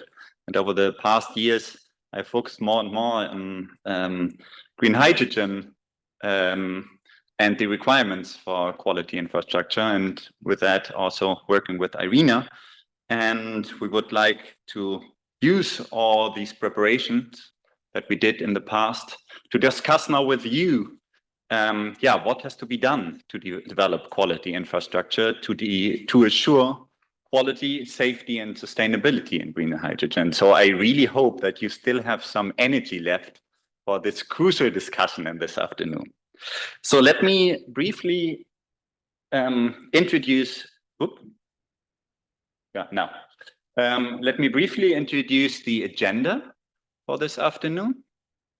So we have distributed the discussion around 3 topics. So first, we would like to discuss with you the quality infrastructure services required for production, distribution, and storage. We will listen to 2 very short impulse speeches, so to call them, to get the discussion running, and then listen to your ideas, your comments around discussion questions that we have prepared. Afterwards, we will talk about quality infrastructure to assure sustainability of green hydrogen, and we heard already quite some comments in the previous talks about that.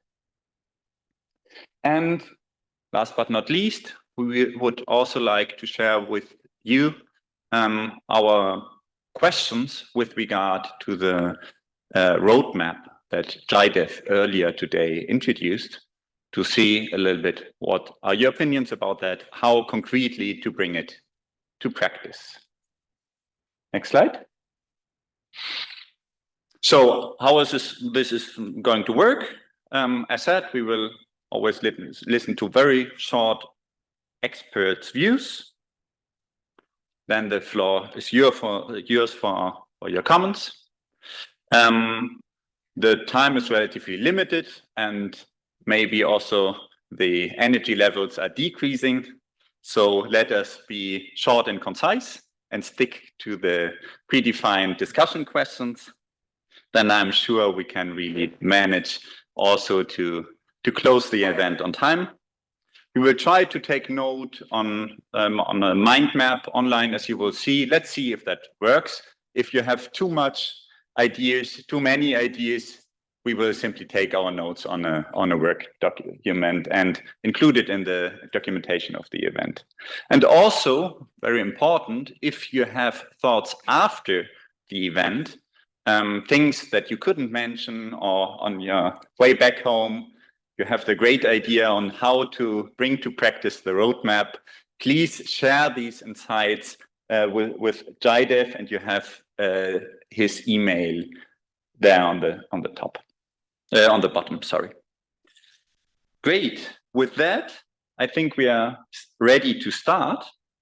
And we would start now with the first section on quality infrastructure services required for green hydrogen production, distribution, and storage.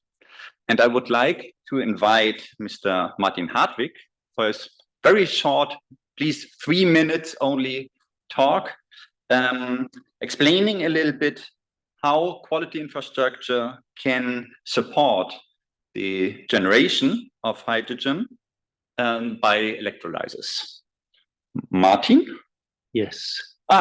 Yeah, I have you just on my side. Okay, yeah, go ahead, please. Yeah, so I think that my input will be less technical than from we heard before, and looking at it more from a high level. So hydrogen should be driven by renewables, so they should also support the integration of further renewables into the systems. So it's very important that when we design anything in the hydrogen system, when we design the hydrogen markets, that it fits with the electricity markets.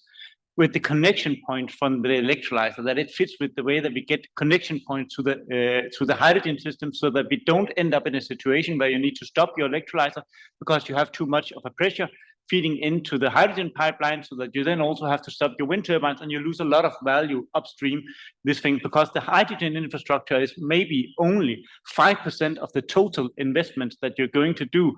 So if we are too cheap on those 5%, it's going to be very expensive in the value chain. So this goes both for the system design of the hydrogen system and and also the market setups that we have, that we should consider the physics of both the electricity side and the hydrogen side, and we should make sure that our market models actually fit, so we utilize the systems sufficiently on both sides. And then I will end here. Mm-hmm. And do you see specific aspects that quality infrastructure can contribute to that? So it's also where additional services are required. Yeah, so it has to do with of course, with the ramping speeds, etc., that you should be able to always fulfill those. But it's also how you will control and balance the system. So when you have a system of 100% renewables, you're very dependent on weather forecasts. So you need to run and balance your electricity system and your hydrogen system at the same time, with the data that you get from your weather forecast, and be able to also order electrolyzers to turn down or turn up consumption, depending on how it fits into the system, if they are playing a role in the ancillary service market. Mm-hmm. So these things are actually most easy to efficiently use. All of the line pack in the hydrogen system is needed to utilize the infrastructure efficiently, and also to provide balancing services, so you don't use too much energy in underground storage and in actually keeping a constant load of a PTX refinery or something like that. So that's why we plan to do it all in one control room. Mm-hmm. But why do we do this when if you're multiple companies and have multiple control rooms? How do you actually still make sure that you utilize this infrastructure efficiently? Mm-hmm. Okay. Then you probably need more standards and ways of doing it if you're collaborating than if you're sitting in the same room. Mm-hmm. Okay, great. Thanks a lot.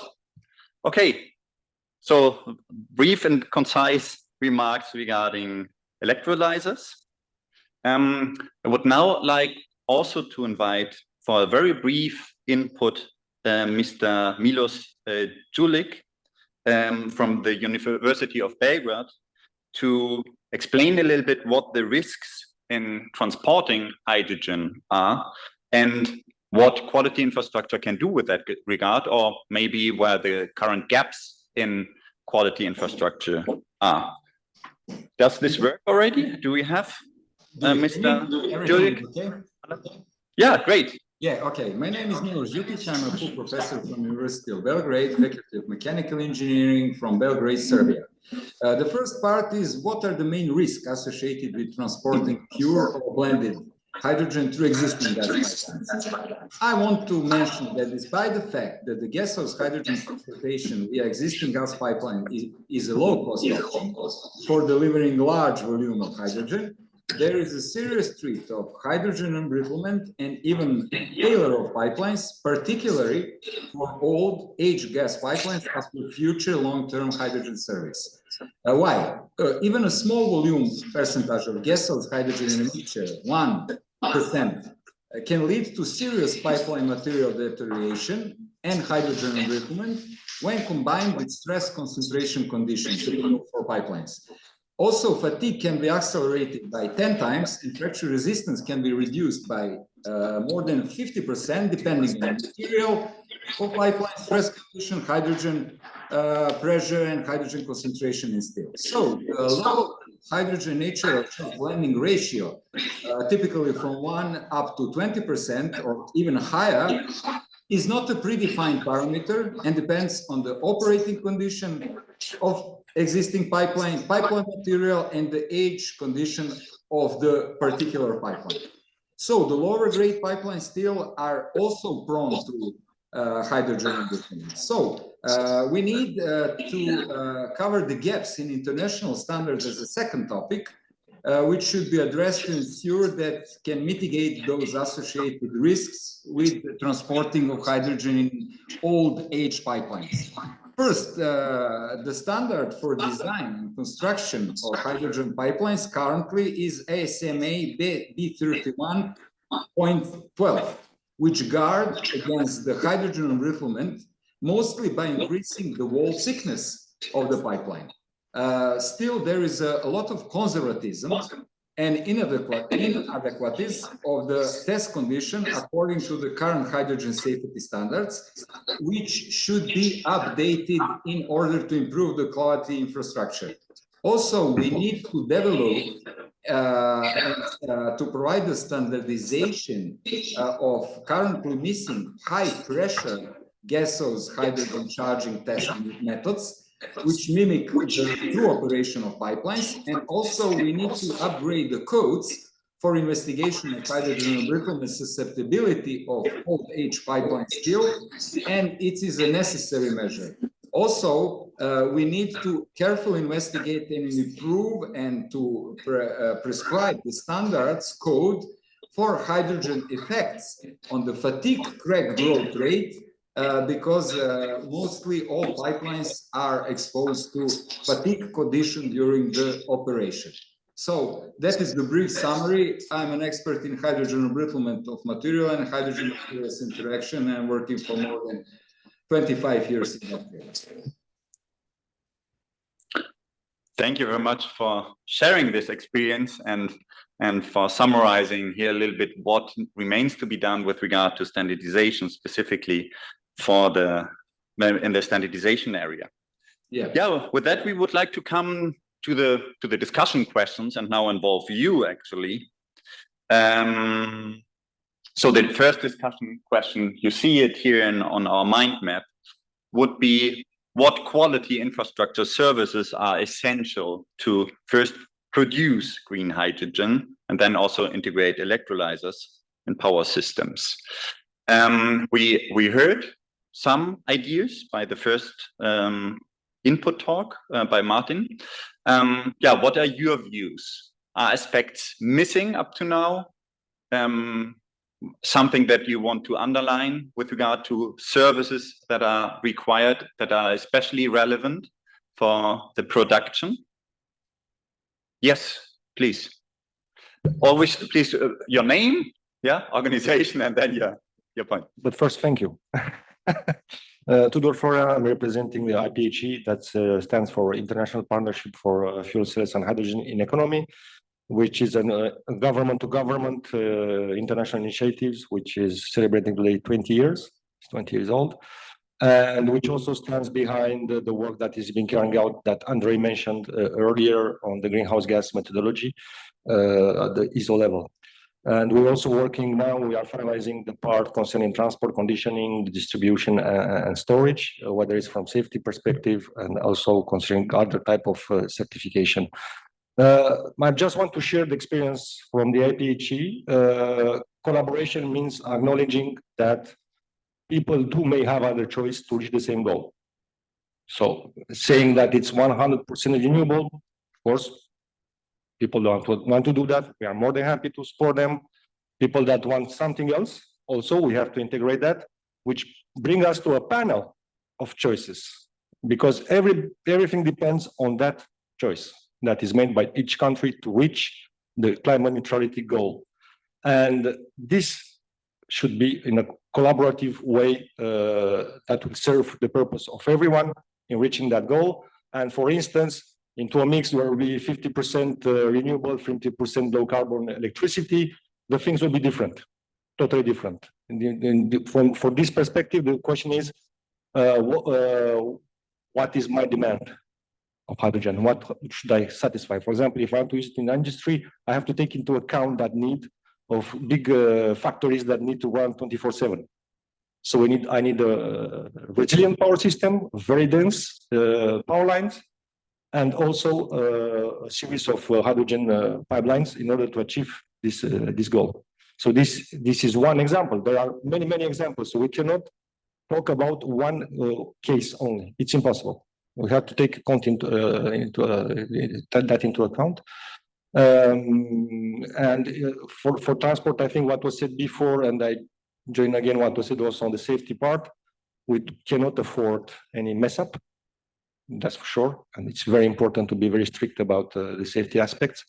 And this goes also for massive underground storage. I think there is also a lot of work to do in that area. Thank you very much. Good. Thanks a lot. Further remarks. What is really essential with regard to quality infrastructure in the area? Maybe first in production. Yes, please. My name is Stefan Scholze from DSP Hydrogen, and we are working on different hydrogen projects right now. Our feeling is that water is not considered enough in all your plans, given the fact that 1 kilogram of green hydrogen requires between 15 to 25 liters of water. So if we are talking about producing significant quantities of green hydrogen, take that times 15 to 25 water input. And I think if that is a fact, we need to advise countries not only to develop a hydrogen strategy, but also a water strategy.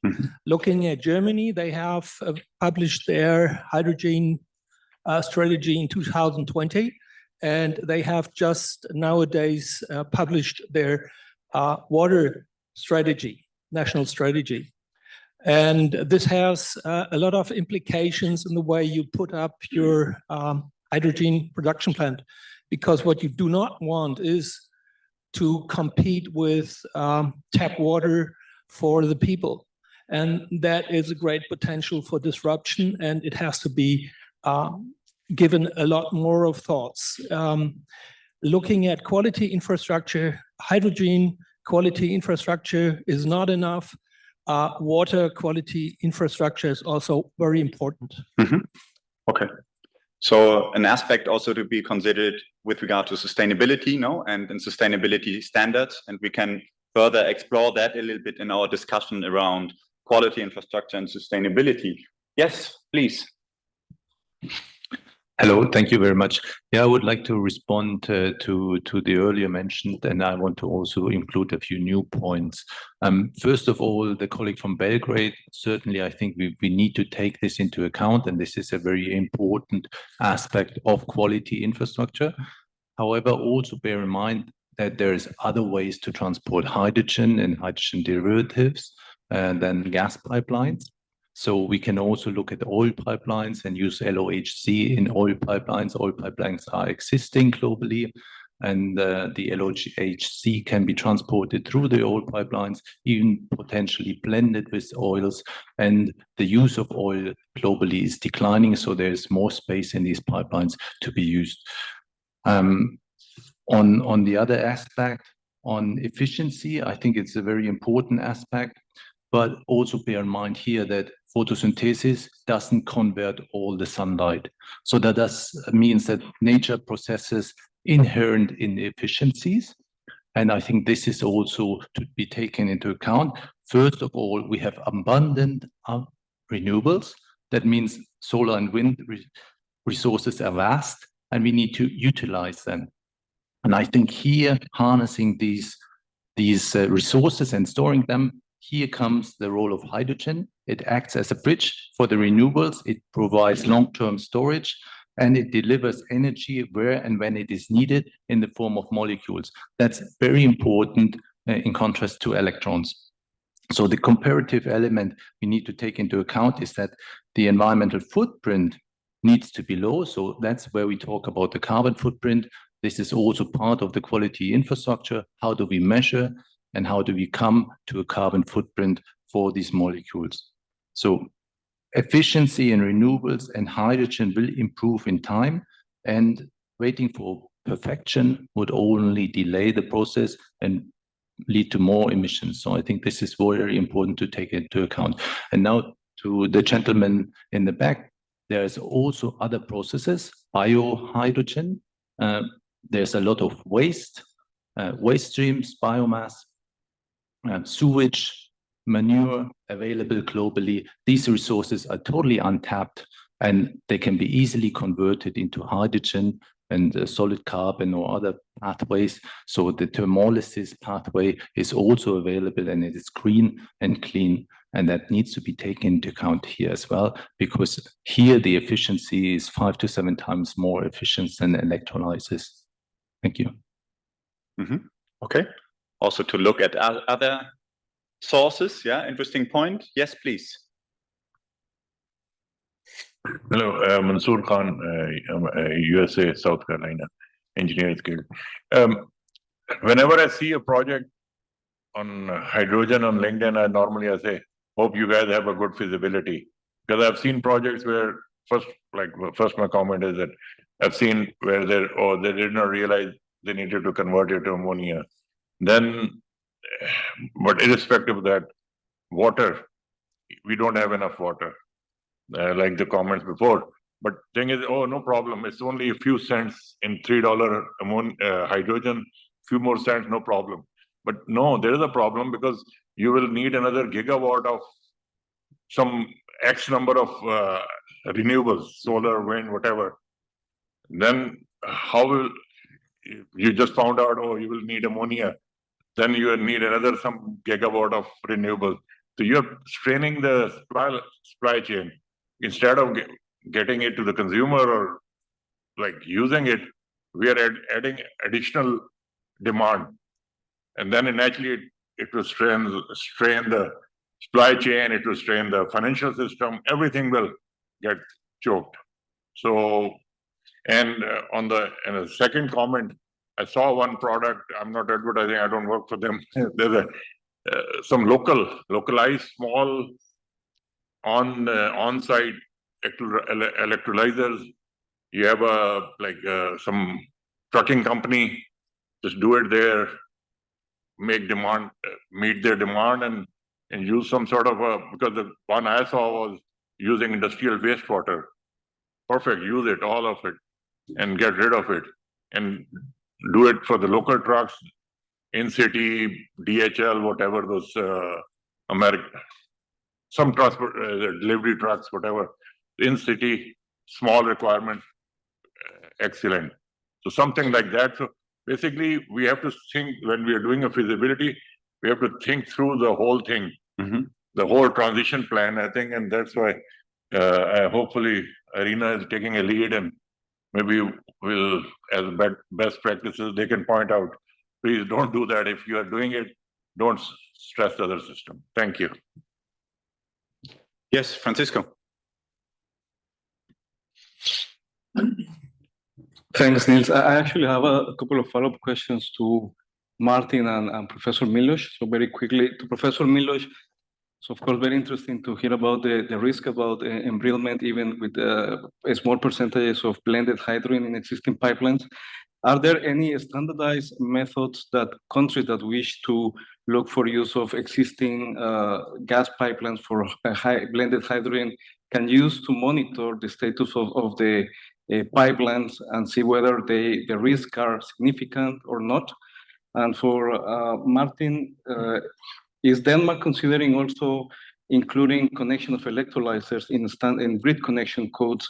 I heard that, for example, in some countries, large storage will be considered maybe as, let's say, within the grid connection codes also for provision of some services. Is Denmark looking to also changing the standard, the codes to include also electrolyzers and have some requirements tailored to them? Okay, may I give a comment regarding... Yes, go ahead, please. Milos Jukic from University of Belgrade. Well, first of all, in order to provide a QI measure, we need to take into the consideration two aspects. First is operation measures. And the second one is structure integrity measures. Which means that operation measures include the defining of procedure for repurposing of old gas and oil pipelines. So we need the procedure for repurposing, whether it's could be done or could not be done. The other aspect of operating measures is to improve the maintenance practice for pipelines for hydrogen transportation. So we need to improve maintenance practices. That's the two most important operating measures. Next one is structure integrity measures, which means that we need to implement first structural health monitoring systems in old pipelines, and also we need to implement the inspection and mapping of internal corrosion mechanical damages in old pipelines, which means that that position are located when we have a high hydrogen accumulation. So the other structure integrity measures, apart from implementation of structure health monitoring systems, is very careful inspection and mapping of internal corrosion and mechanical damages by using typical inline inspection tools, ELI, which are available for mapping of corrosion defects. So the problem is with standards, I already mentioned, that we don't have any standard for repurposing old aged pipelines for hydrogen transportation. And there is a lot of discussion. It's an extremely hot topic. Germany believes that it is possible to put hydrogen in all gas pipelines, and they recently published some study on the governmental level, but other countries are more cautious, like USA, Australia, Japan, Belgium, and some other European Union country. It all depends of the country. So there is no harmonization within European Union, and my intention is to provide the harmonization within European Union and also internationally speaking. I'm working with my colleagues all around the world. Thank you.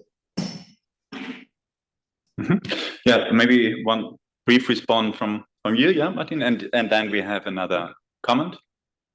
So just adding to, we already have this surveying inline inspection in the natural gas system. So just to extend on that, so we need to make sure that we have at least the same amount when we go to hydrogen, of course. But Francisco, going to your question on special grid codes for electrolyzers, we are not considering special grid codes for electrolyzers. They will be governed by the same grid codes and connection agreements as, for instance, data centers and other major consumers. However, electrolyzers will be more capable of delivering services to the ancillary service market because they can do really, really fast responses and power up and power down. So we know that they will be able to run more dynamically than what is allowed for in your connection agreement. So we need to keep those separate. So they can act much faster, but actually in there, when the power shifts from 1 hour to 1 hour, you're only allowed to change 60 megawatts per minute. But you have to be able to respond to your entire capacity in 150 milliseconds if you are in a post-fault write-through situation or any other kind of thing. So there's a lot of different requirements that is not really understood on the temporal coupling, and we need to make sure that all of these things are accounted for across our market setups between hydrogen and electricity, so that we can do all of those things. And then just adding on to having our market setups, both ancillary service markets and energy trading markets on both sides, is that we also need documentation. For instance, when we need to provide renewable hydrogen, you need to be able to document that you have a one-to-one correspondence between the production of electricity and the consumption of electricity. So this is something that is also very important, the digital infrastructure supporting your whole combined integrated energy system infrastructure. Mm-hmm. Thanks a lot. Yes. It's me again. That's why we think there is one important quality infrastructure service missing, which is IT services.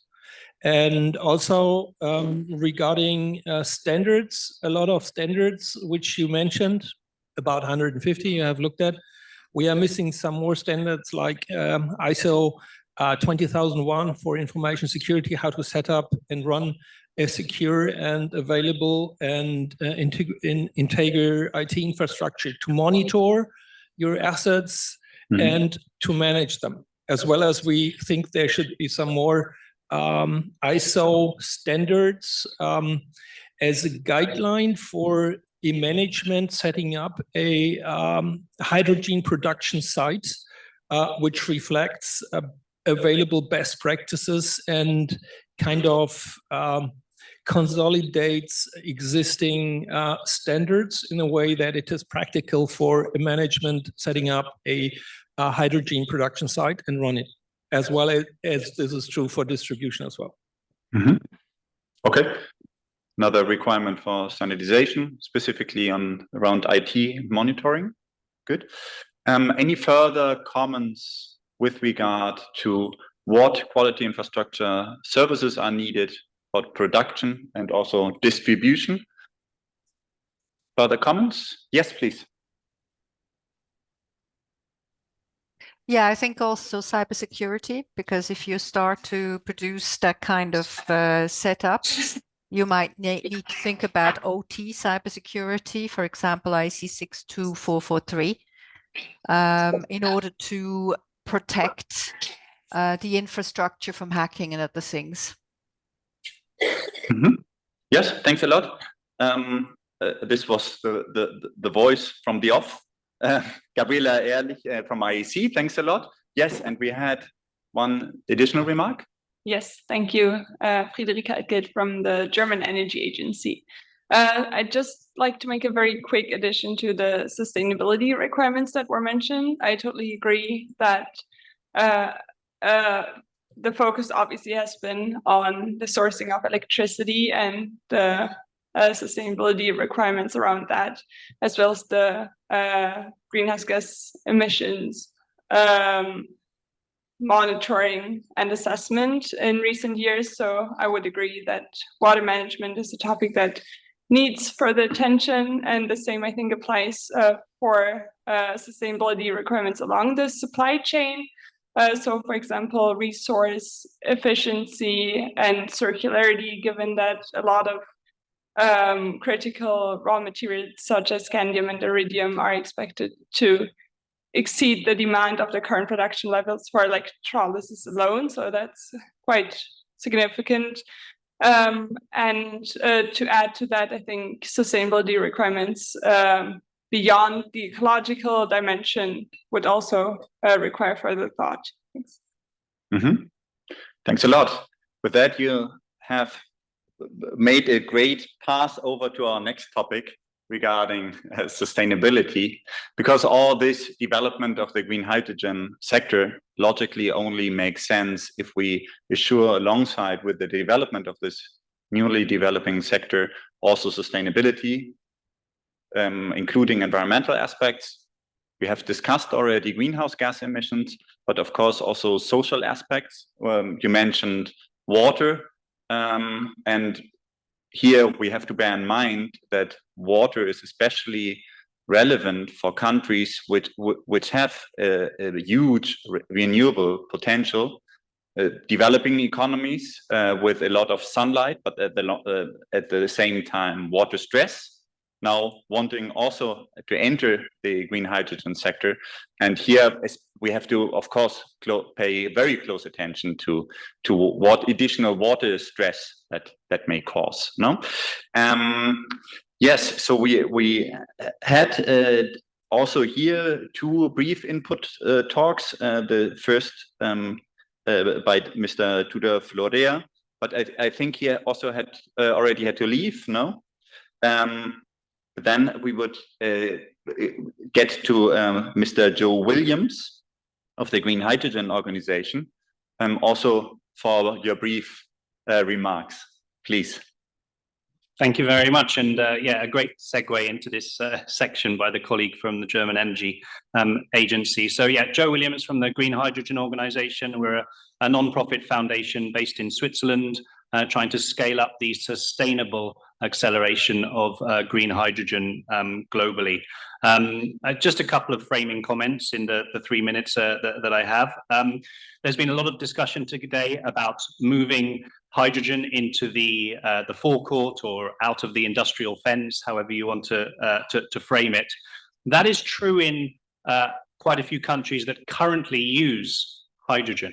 Okay, but we have to remember that hydrogen is not produced in that many countries in large quantities. You have China, you have the US, you have the EU, but then it really falls off a lot. So what we're actually talking about in a lot of these countries are not just applying what we've learned to different applications, mobility, etc., but we're also beginning to use hydrogen for the first time in many countries. And the Green Hydrogen Organization supports an alliance, for example, of 10 African countries. Only a small number of those are involved in some of this ISO work. So I think we all need to work really hard to bring them in. It was great to hear earlier the colleague from ISO inviting those countries in.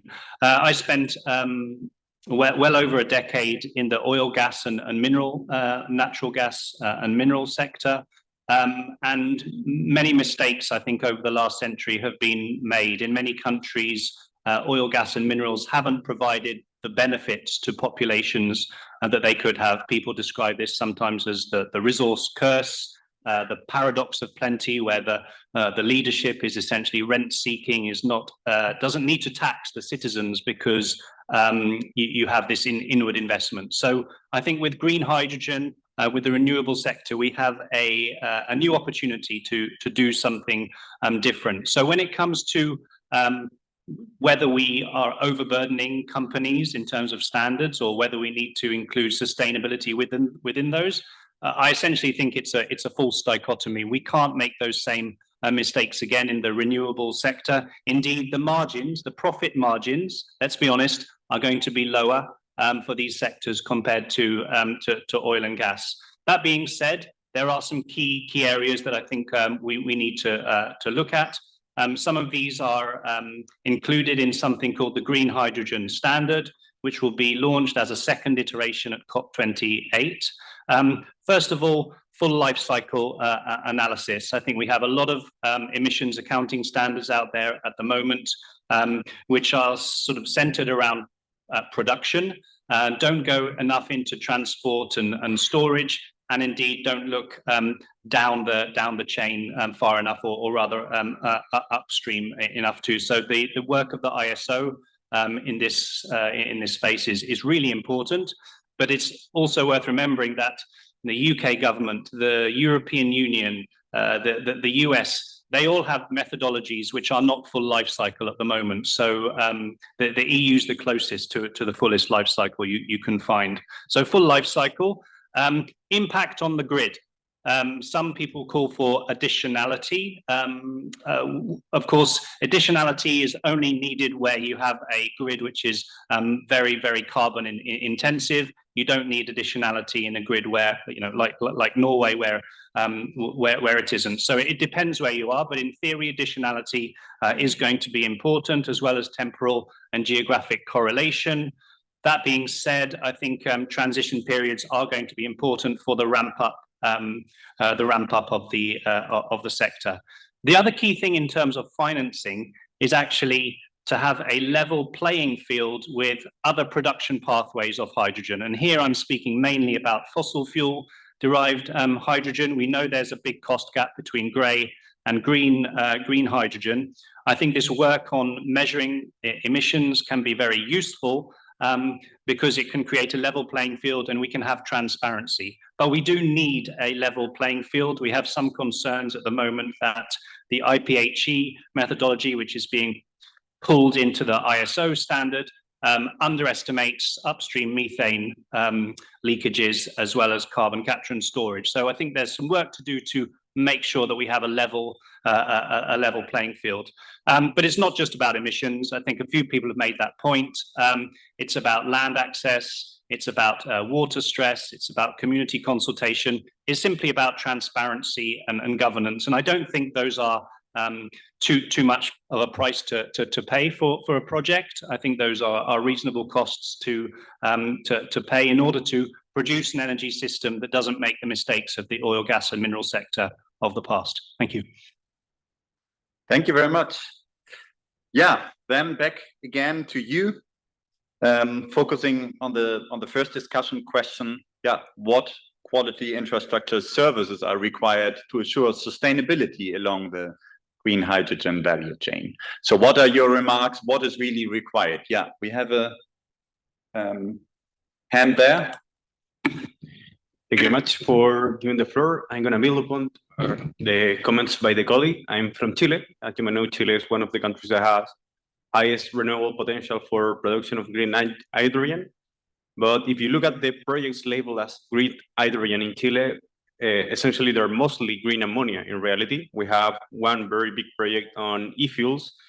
So the thing, and this is my own agency is involved in the community consultation on two of these really big projects.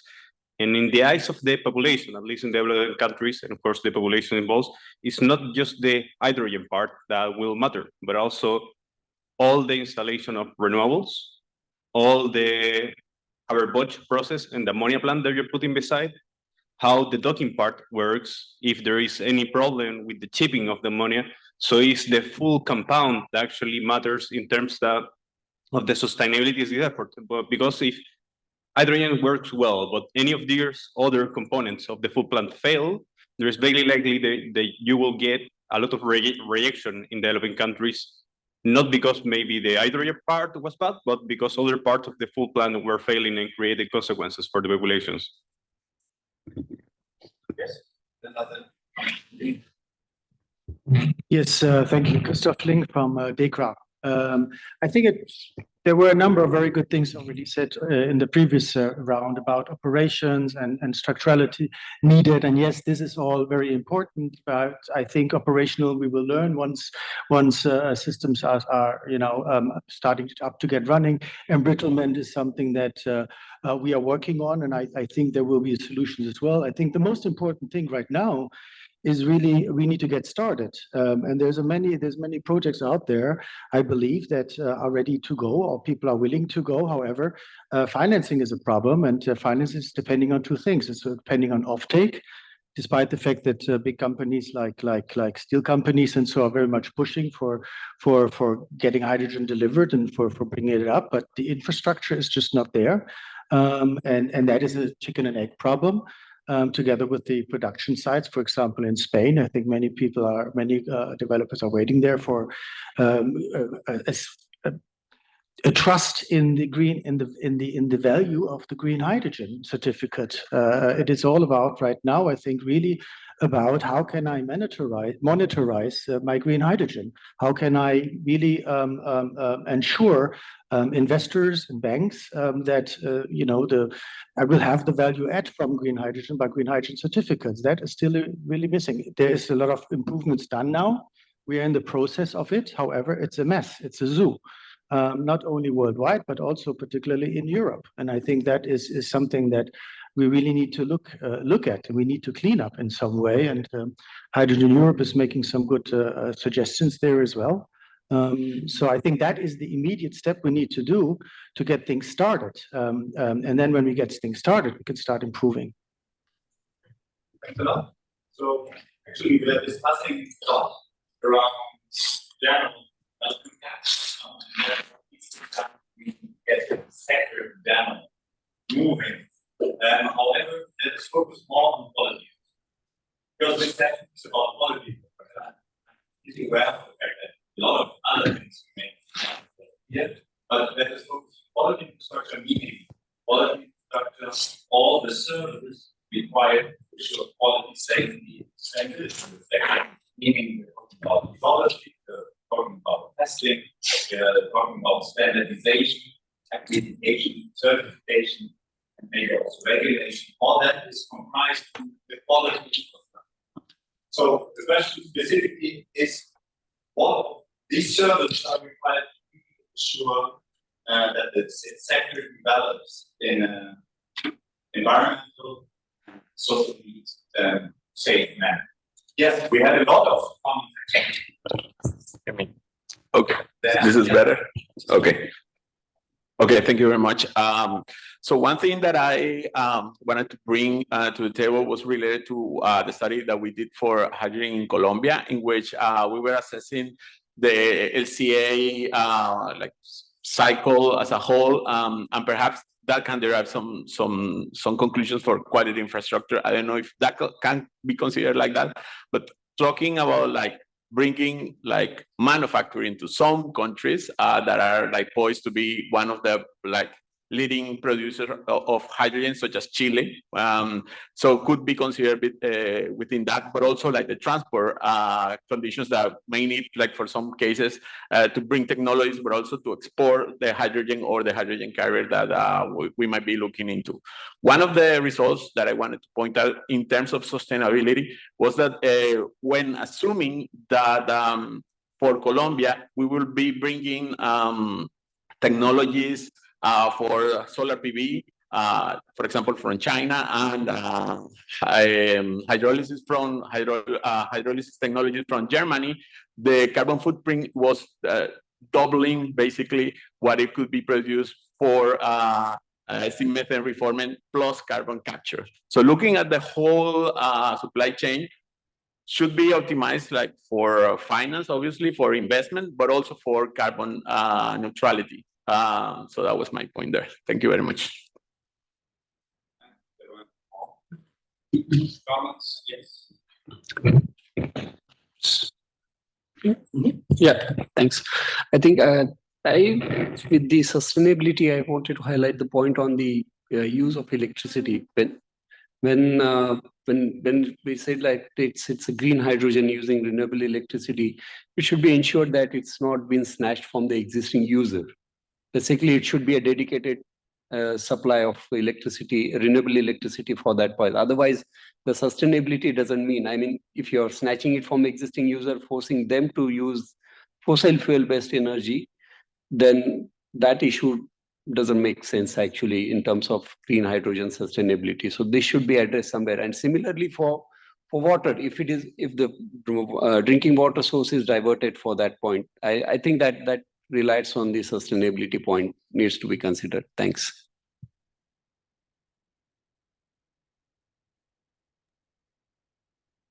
Hello?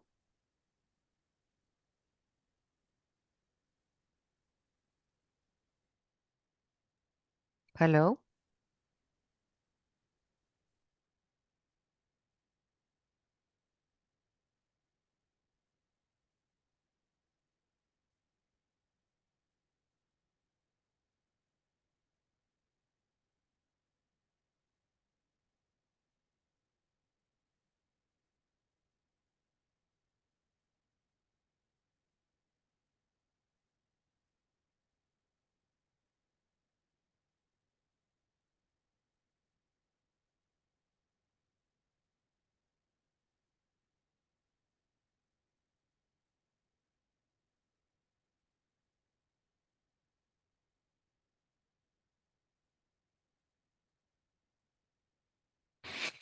I mean, yeah, absolutely. If you take a look at the green hydrogen standard, just go online, you'll see that the majority is about social impact of hydrogen. So can you, as a project developer, demonstrate that the hydrogen you've produced has a certain emissions threshold, but has there been adequate consultation in terms of the land which has been used mainly for the renewable electricity? Has there been an assessment of the job market that is available? Has there been an assessment indeed of the water stress environment? I would say 90% of the words in our standard do not relate to emissions, but they relate to sustainable development. So yeah, we think it's really important. One QI suggestion would be just this sense of a lot of these issues are sort of double-edged swords. So, looking at land, sort of places that don't have good potable water, which would rely on desalination of seawater, for example, for electrolysis. If you overproduce some of that could be access, obviously, to fresh water or drinking water for the local population. Equally, factoring in overproduction of renewable energy capacity will allow you to produce renewables for green hydrogen, but also help to decarbonize the grid in a given geography. So I think building that sort of overbuilding within the models is one way to get around these issues. Thanks a lot.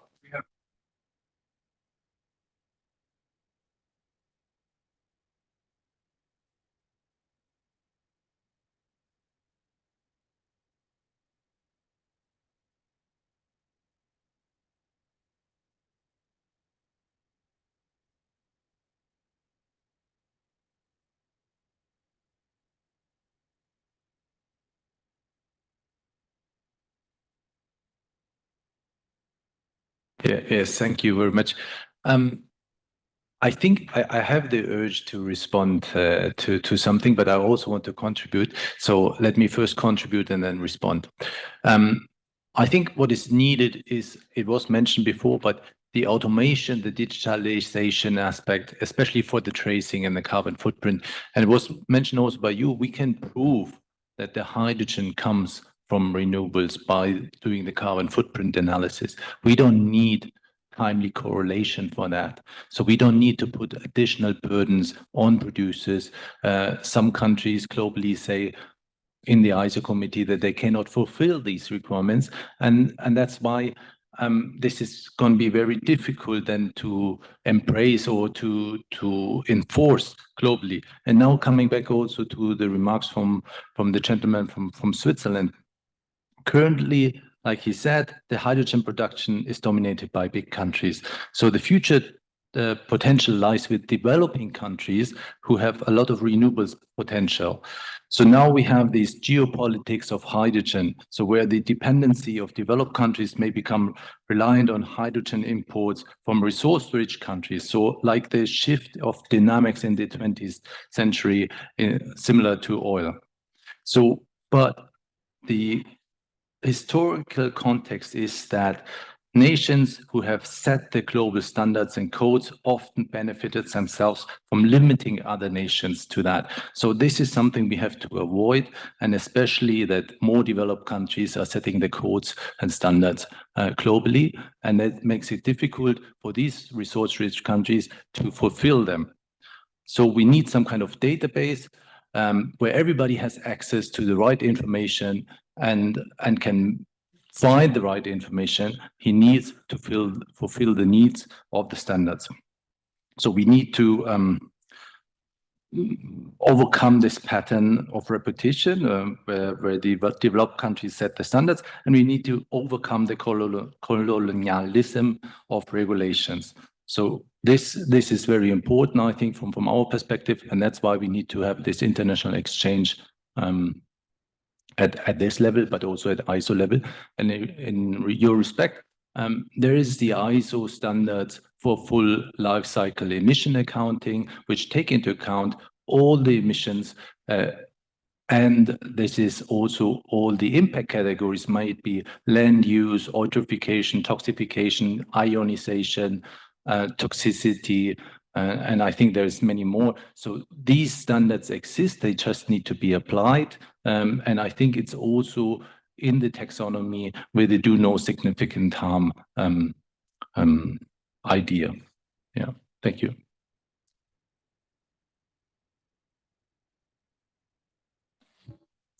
Jonas Schröder, Boston Consulting. Very specifically to the second question here, how can QI services be harmonized? I think they can be harmonized if the QI participants agree that we want global trade of hydrogen to get the world to net zero and not as a goal in itself. And from that follows then are some key measures, green electricity, then we heard about methane leakage and carbon sources, and that we have proper criteria there.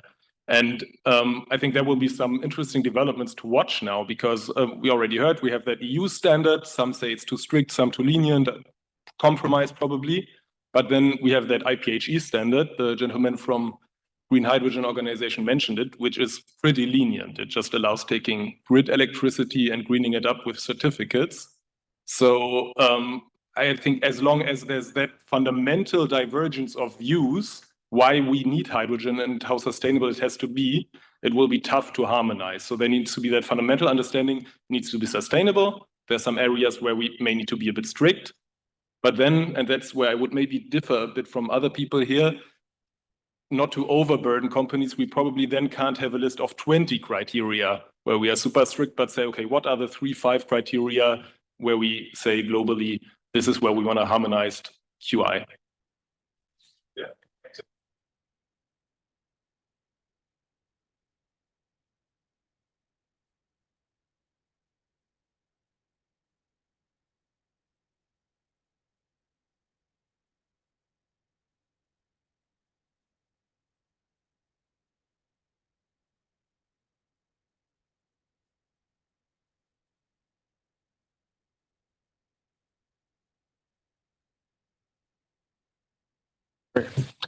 So I agree on this part as well that there will be additional ESG-related criteria coming to hydrogen. At the moment, it should be only CO2, and that should be just as simple as possible to make a global trade possible as well. But I think the ESG parts will come naturally because at some point, and I believe it will happen, digital product passports. And yes, hydrogen is not a priority industry, but there are priority industries that will need hydrogen data as an input, chemical industry, for example. And so once that comes up, they have ESG requirements. I'm not sure how they're going to look like, but water is probably part of it. Is land use part of it? I don't know. It really depends on.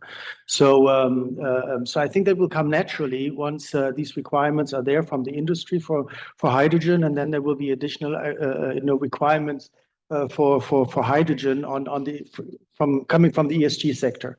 But at the beginning, to get started, it should be as simple as possible. Just investors need clearly, and I think that's what I meant, or that's what I meant before with the zoo. There's so many standards right now for green hydrogen certificates, even in Europe, and they need to be, however, they need to be accepted. Investors need to know that they can balance them off against ETS.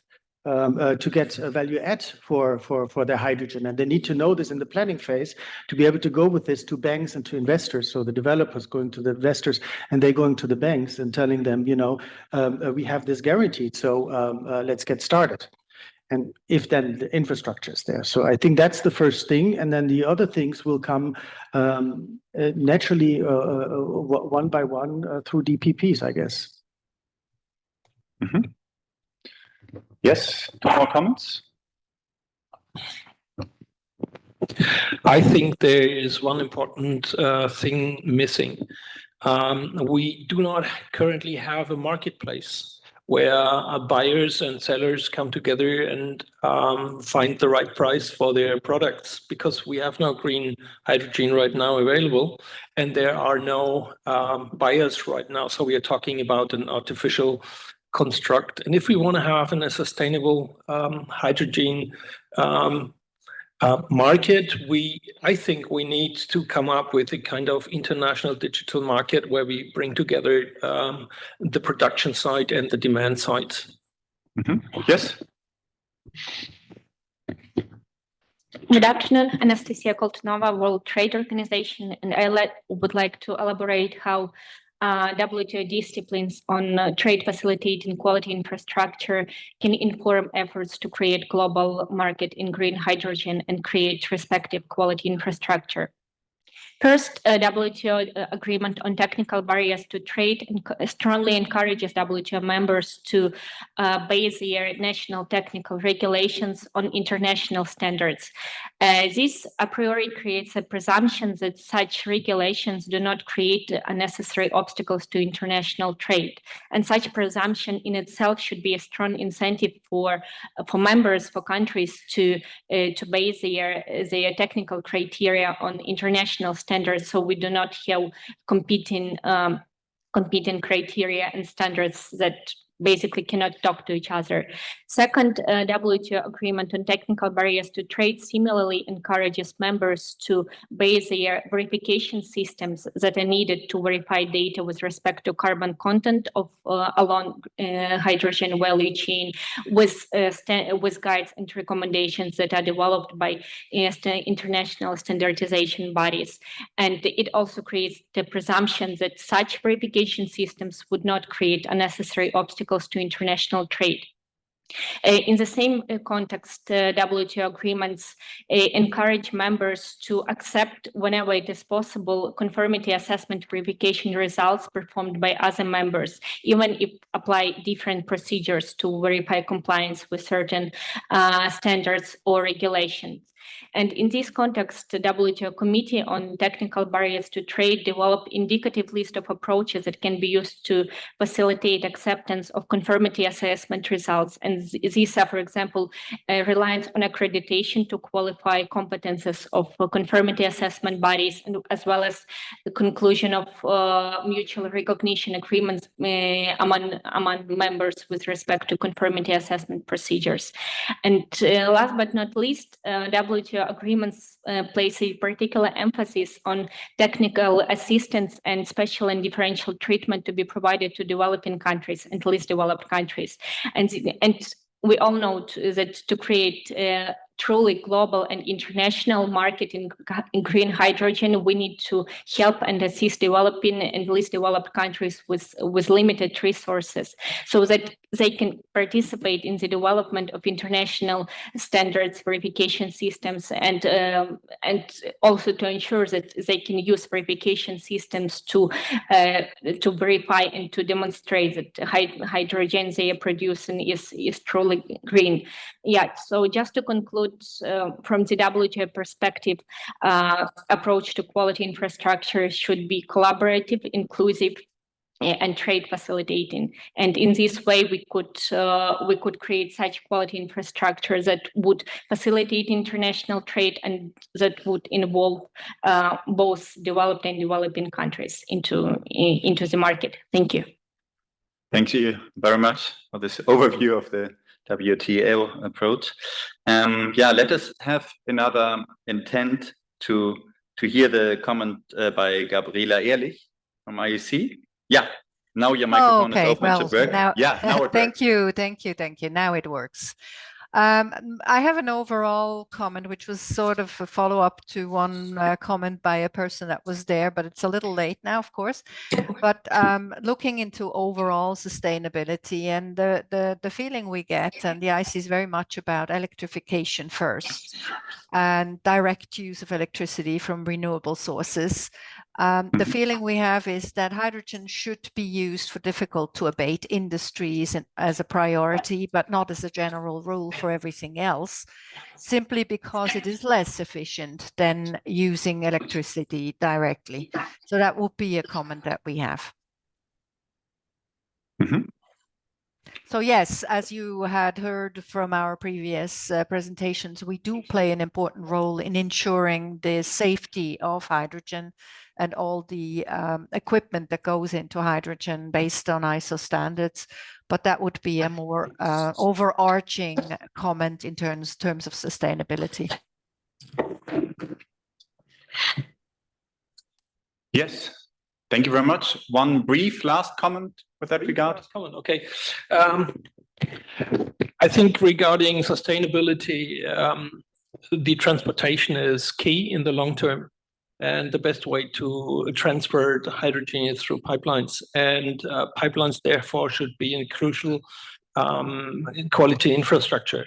Any other way to transport hydrogen is not as good as doing it through pipes and is eating up a lot of energy and also has an environmental footprint, which we would like to avoid in the long term for public acknowledgement of that technology. Mm-hmm. Good. Thank you very much. Urgent comments regarding harmonization, sustainability with regard to quality infrastructure? Yeah, you first. Sorry, you first. Juan Pablo Davila from UNIDO. We have a program on quality infrastructure since many years, more than 30 years in other sectors. We have a program on green hydrogen as well, and one of the key areas is on the standards and quality infrastructure. I just want to mention that the definition of quality infrastructure, I think, was very good place to see what are the elements of quality infrastructure that need to be in a country to ensure the quality, the sustainability, and the social soundness of the value chain. A key element that we see in developing countries is building awareness. It is necessary to build awareness. What are the effects? What are the implications of not having a quality infrastructure in place? Because standards in quality infrastructure, we look at that when there is a problem. And we need to avoid those type of problems. We need to anticipate those problems by first building awareness on the institutions that are responsible, public and private, and also policymakers to put emphasis in building a robust quality infrastructure.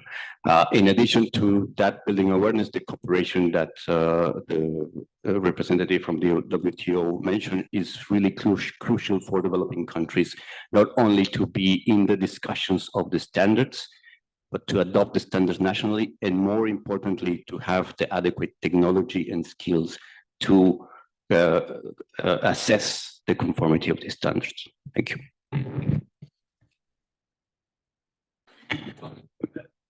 Yes, hydrogen may be moved by pipes, but green ammonia is likely to be moved by ships. So we need to be very clear on the quality needed for the shipping lines for green ammonia, as this is one of the hard debate sectors, I mean, fertilizer production. Thank you.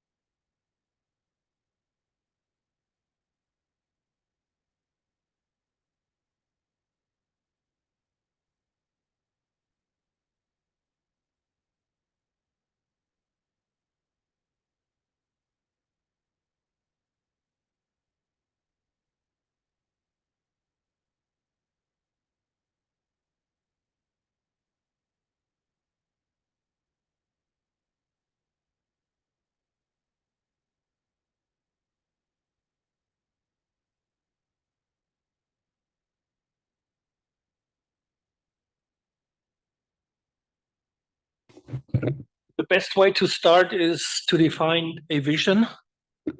And that is something I also miss in your paperwork I've seen so far. I'm missing a clear vision, and that vision is looking at a country-specific case, maybe different from the vision we have with our hydrogen plans. So if the vision is defined, we can do a baseline analysis and start from there to create a plan which will lead to a successfully fulfill vision somewhere and someone. And the hydrogen strategy needs to be part of that. And I think there are a lot of parts which can be taken from what you have prepared so far. But as I said, it needs to be adapted to the specific needs of the country and their vision they have. This is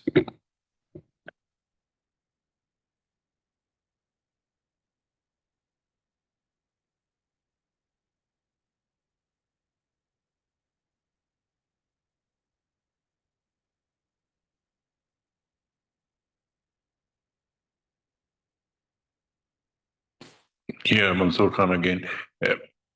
I think it's good to have strategy and all that, but we need action now. So let's start small. And like I was developing wind turbine 10, 15 years ago, I had to it took a mapping, satellite map to take 3-4 days, 1 week to get me the data. Now I can look at here and I can say, this area has good wind or not. This good sun is everywhere.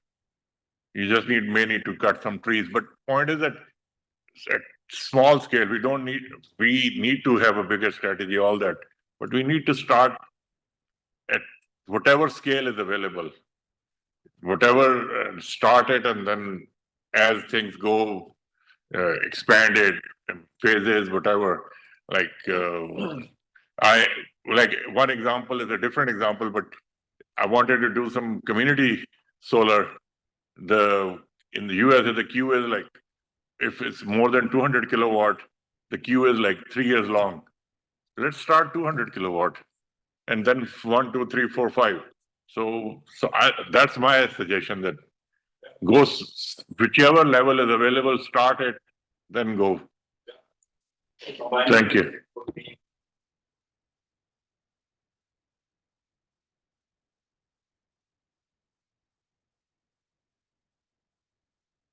Something a bit practical. The Climate Technology Center Network that operates under the UNFCCC has organized some hydrogen summits on different developing countries. The next one is actually going to be on Chile with the collaboration of ECLAC, so the regional office of the United Nations. And the board of my organization has the presence of the private H2 association. So probably first get in touch with CTCN, because they will probably be keeping doing. So you get access to the actors in the country that can actually help you implement this. And I can commit myself to consult internally if you're interested of presenting something at the summit in Chile. Thanks.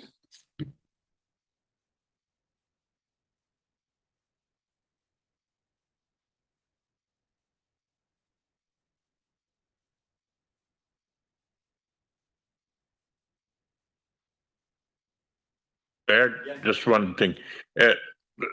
Again, the small thing will finance people, and nothing against them, but they will say, oh, economies of scale and all that. If I was talking to, I think somebody earlier there, if you start putting the price of carbon, increase the price of carbon, everything will be making sense. So please don't get stuck. Just keep moving, start moving, keep moving. Thank you.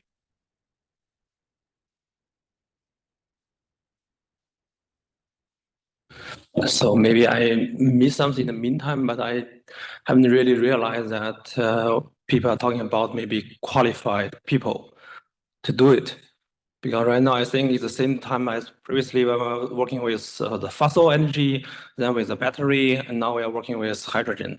So then it should not be a 3-5 year thing. It should be maybe 100-year thing. So then we need to really have the system to educate the people, train the people that can really work on it in a correct way. And in this, I think should be also included in the roadmap.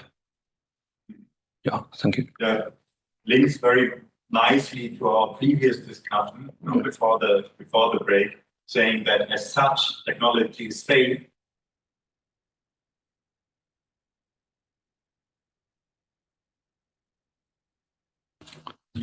Yes, thank you very much. I think what is important is digitalization and automatization in this respect. But I also think that we need to think about effort sharing.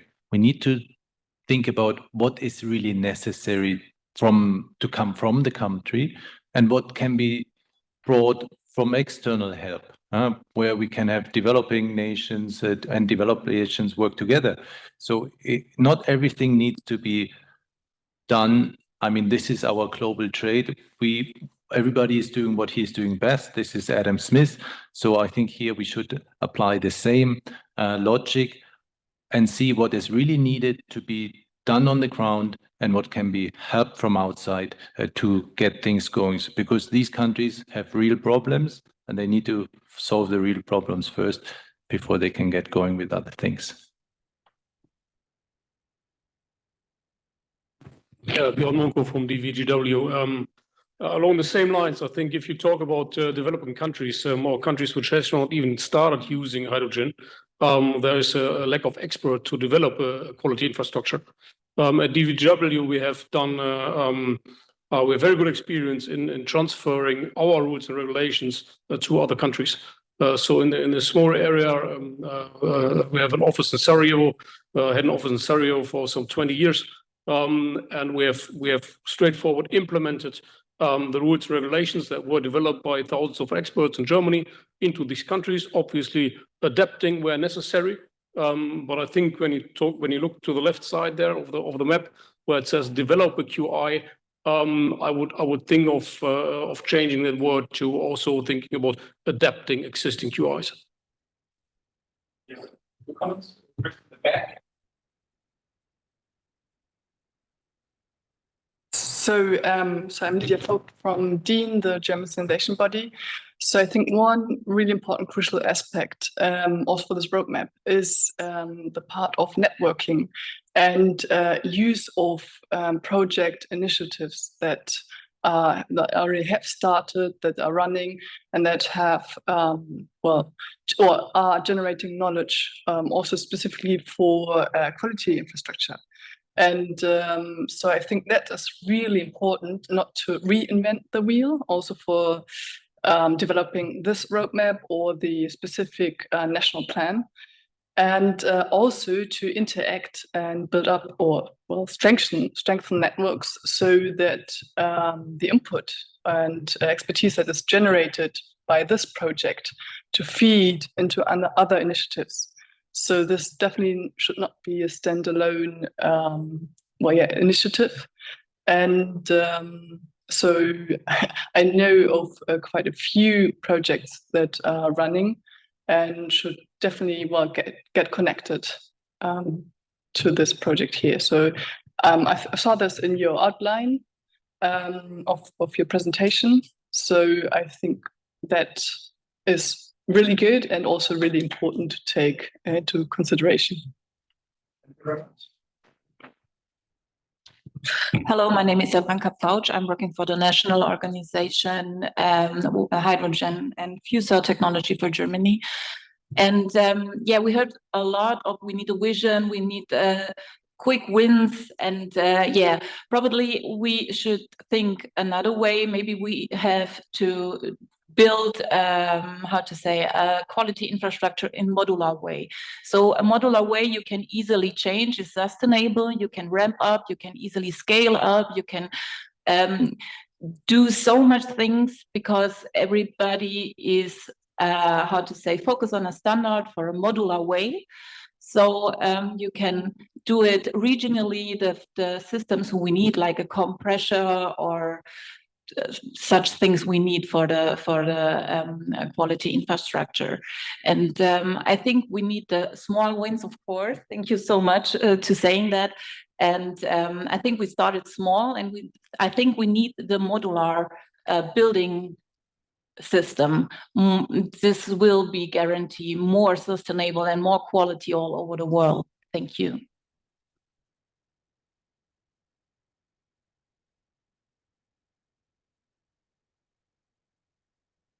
Maybe one related point about the use of international standards. And here, the use of international standards, both for technical regulations and verification systems and other elements of quality infrastructure, can support developing least developed countries with limited resources, because they can base their domestic quality infrastructure systems on international standards, and in this way they can use fewer resources in their regulatory process. And in this way, yeah, we do not need to reinvent the wheel, and we just take advantage of knowledge that are already embedded in international standards, guides, and recommendations. Thank you.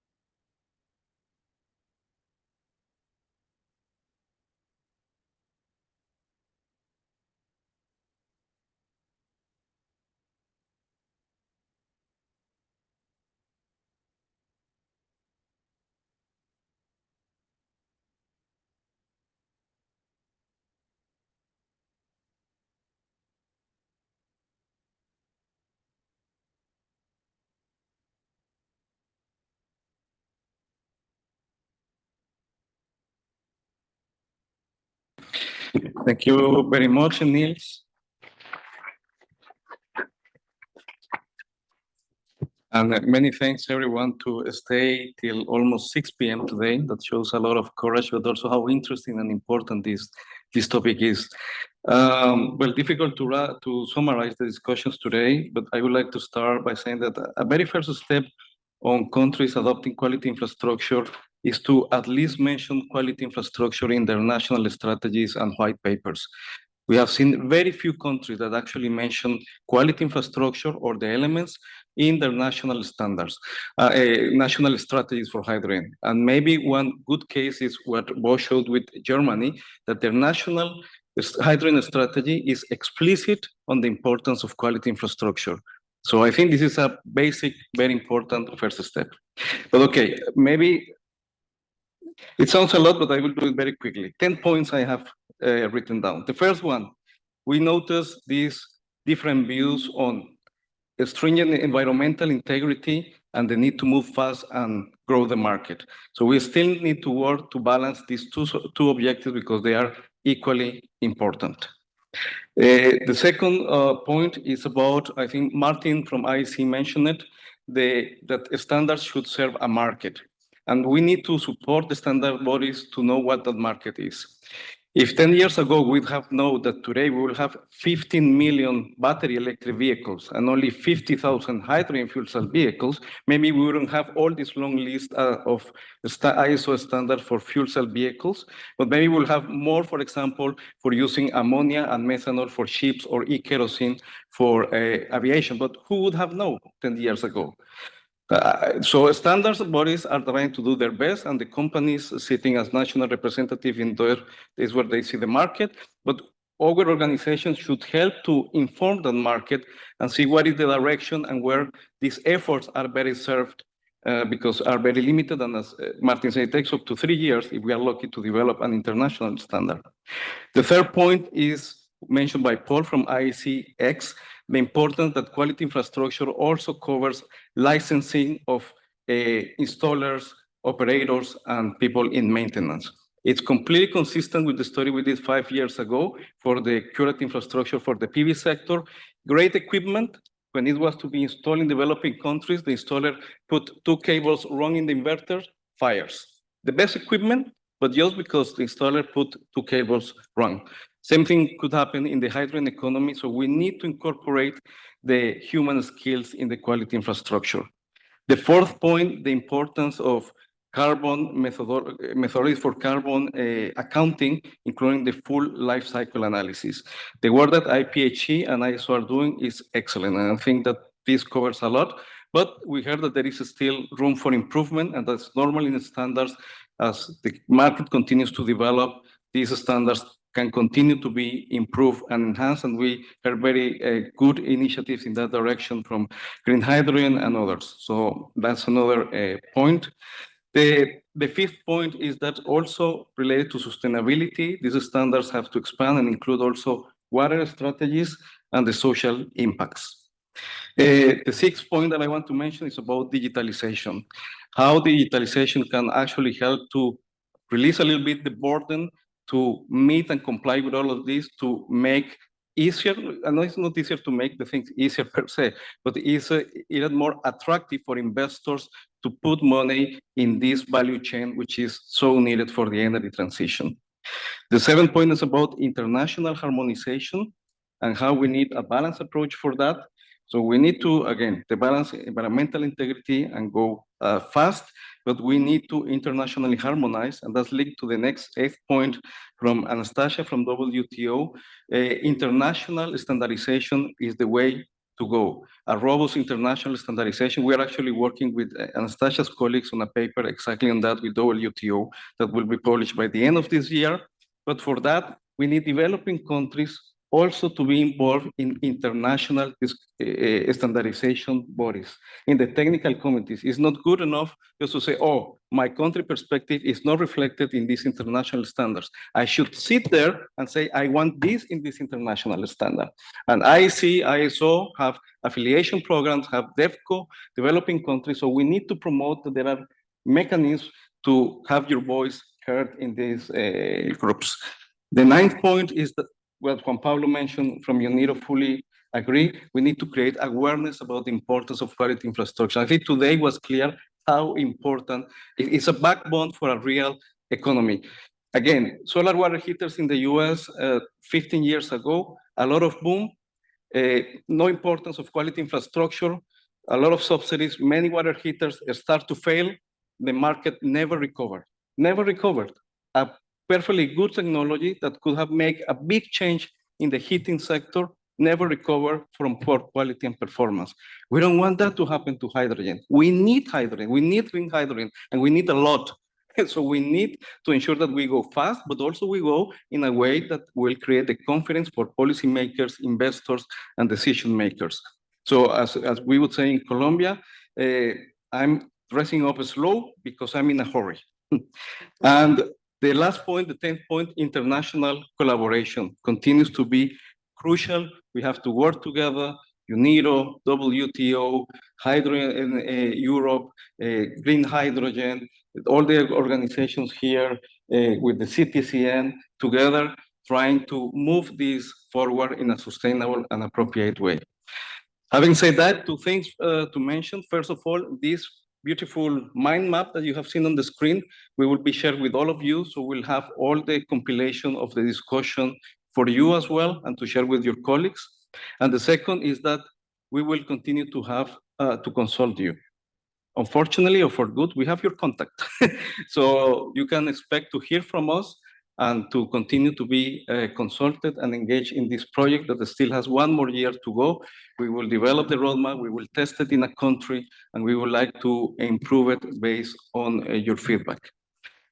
We have the fortune to have now here my boss, the director of the IRENA Innovation and Technology Center, in the last minute of these 4 days of the IRENA Innovation Week. So I would like him to say the last word for today before we go to drink wine. Yeah, no, thank you all very much. I've been partly involved, but great discussions, great summary. Thank you, Francisco. All thank you for the discussion. Of course, at the very beginning of the Innovation Week, we had a high-level event with the African Union Commissioner, with Kadri Simpson, and all these political high-level people. I think it's important to have those high-level meetings. But I have to say the butter on the bread we have is the expert discussion that has taken place, especially those last 2 days. And it is very important that the level of expertise and the high level expert discussion takes place and is an integral part of the IRENA Innovation Week. And let's say what I see was all of high quality, of very high level of very good level of discussion and exchanges, and that makes the work we are doing here with all together with all our partners at IRENA so important, and I'm sure that's the way we can take it forward. So thank you all for coming here to Bonn and participate those days in the discussion. We are very grateful for your inputs and your contribution also to our reports and in this discussion. As I said, that makes the difference. That is the important part of the way we are doing innovation here at IRENA. Thank you.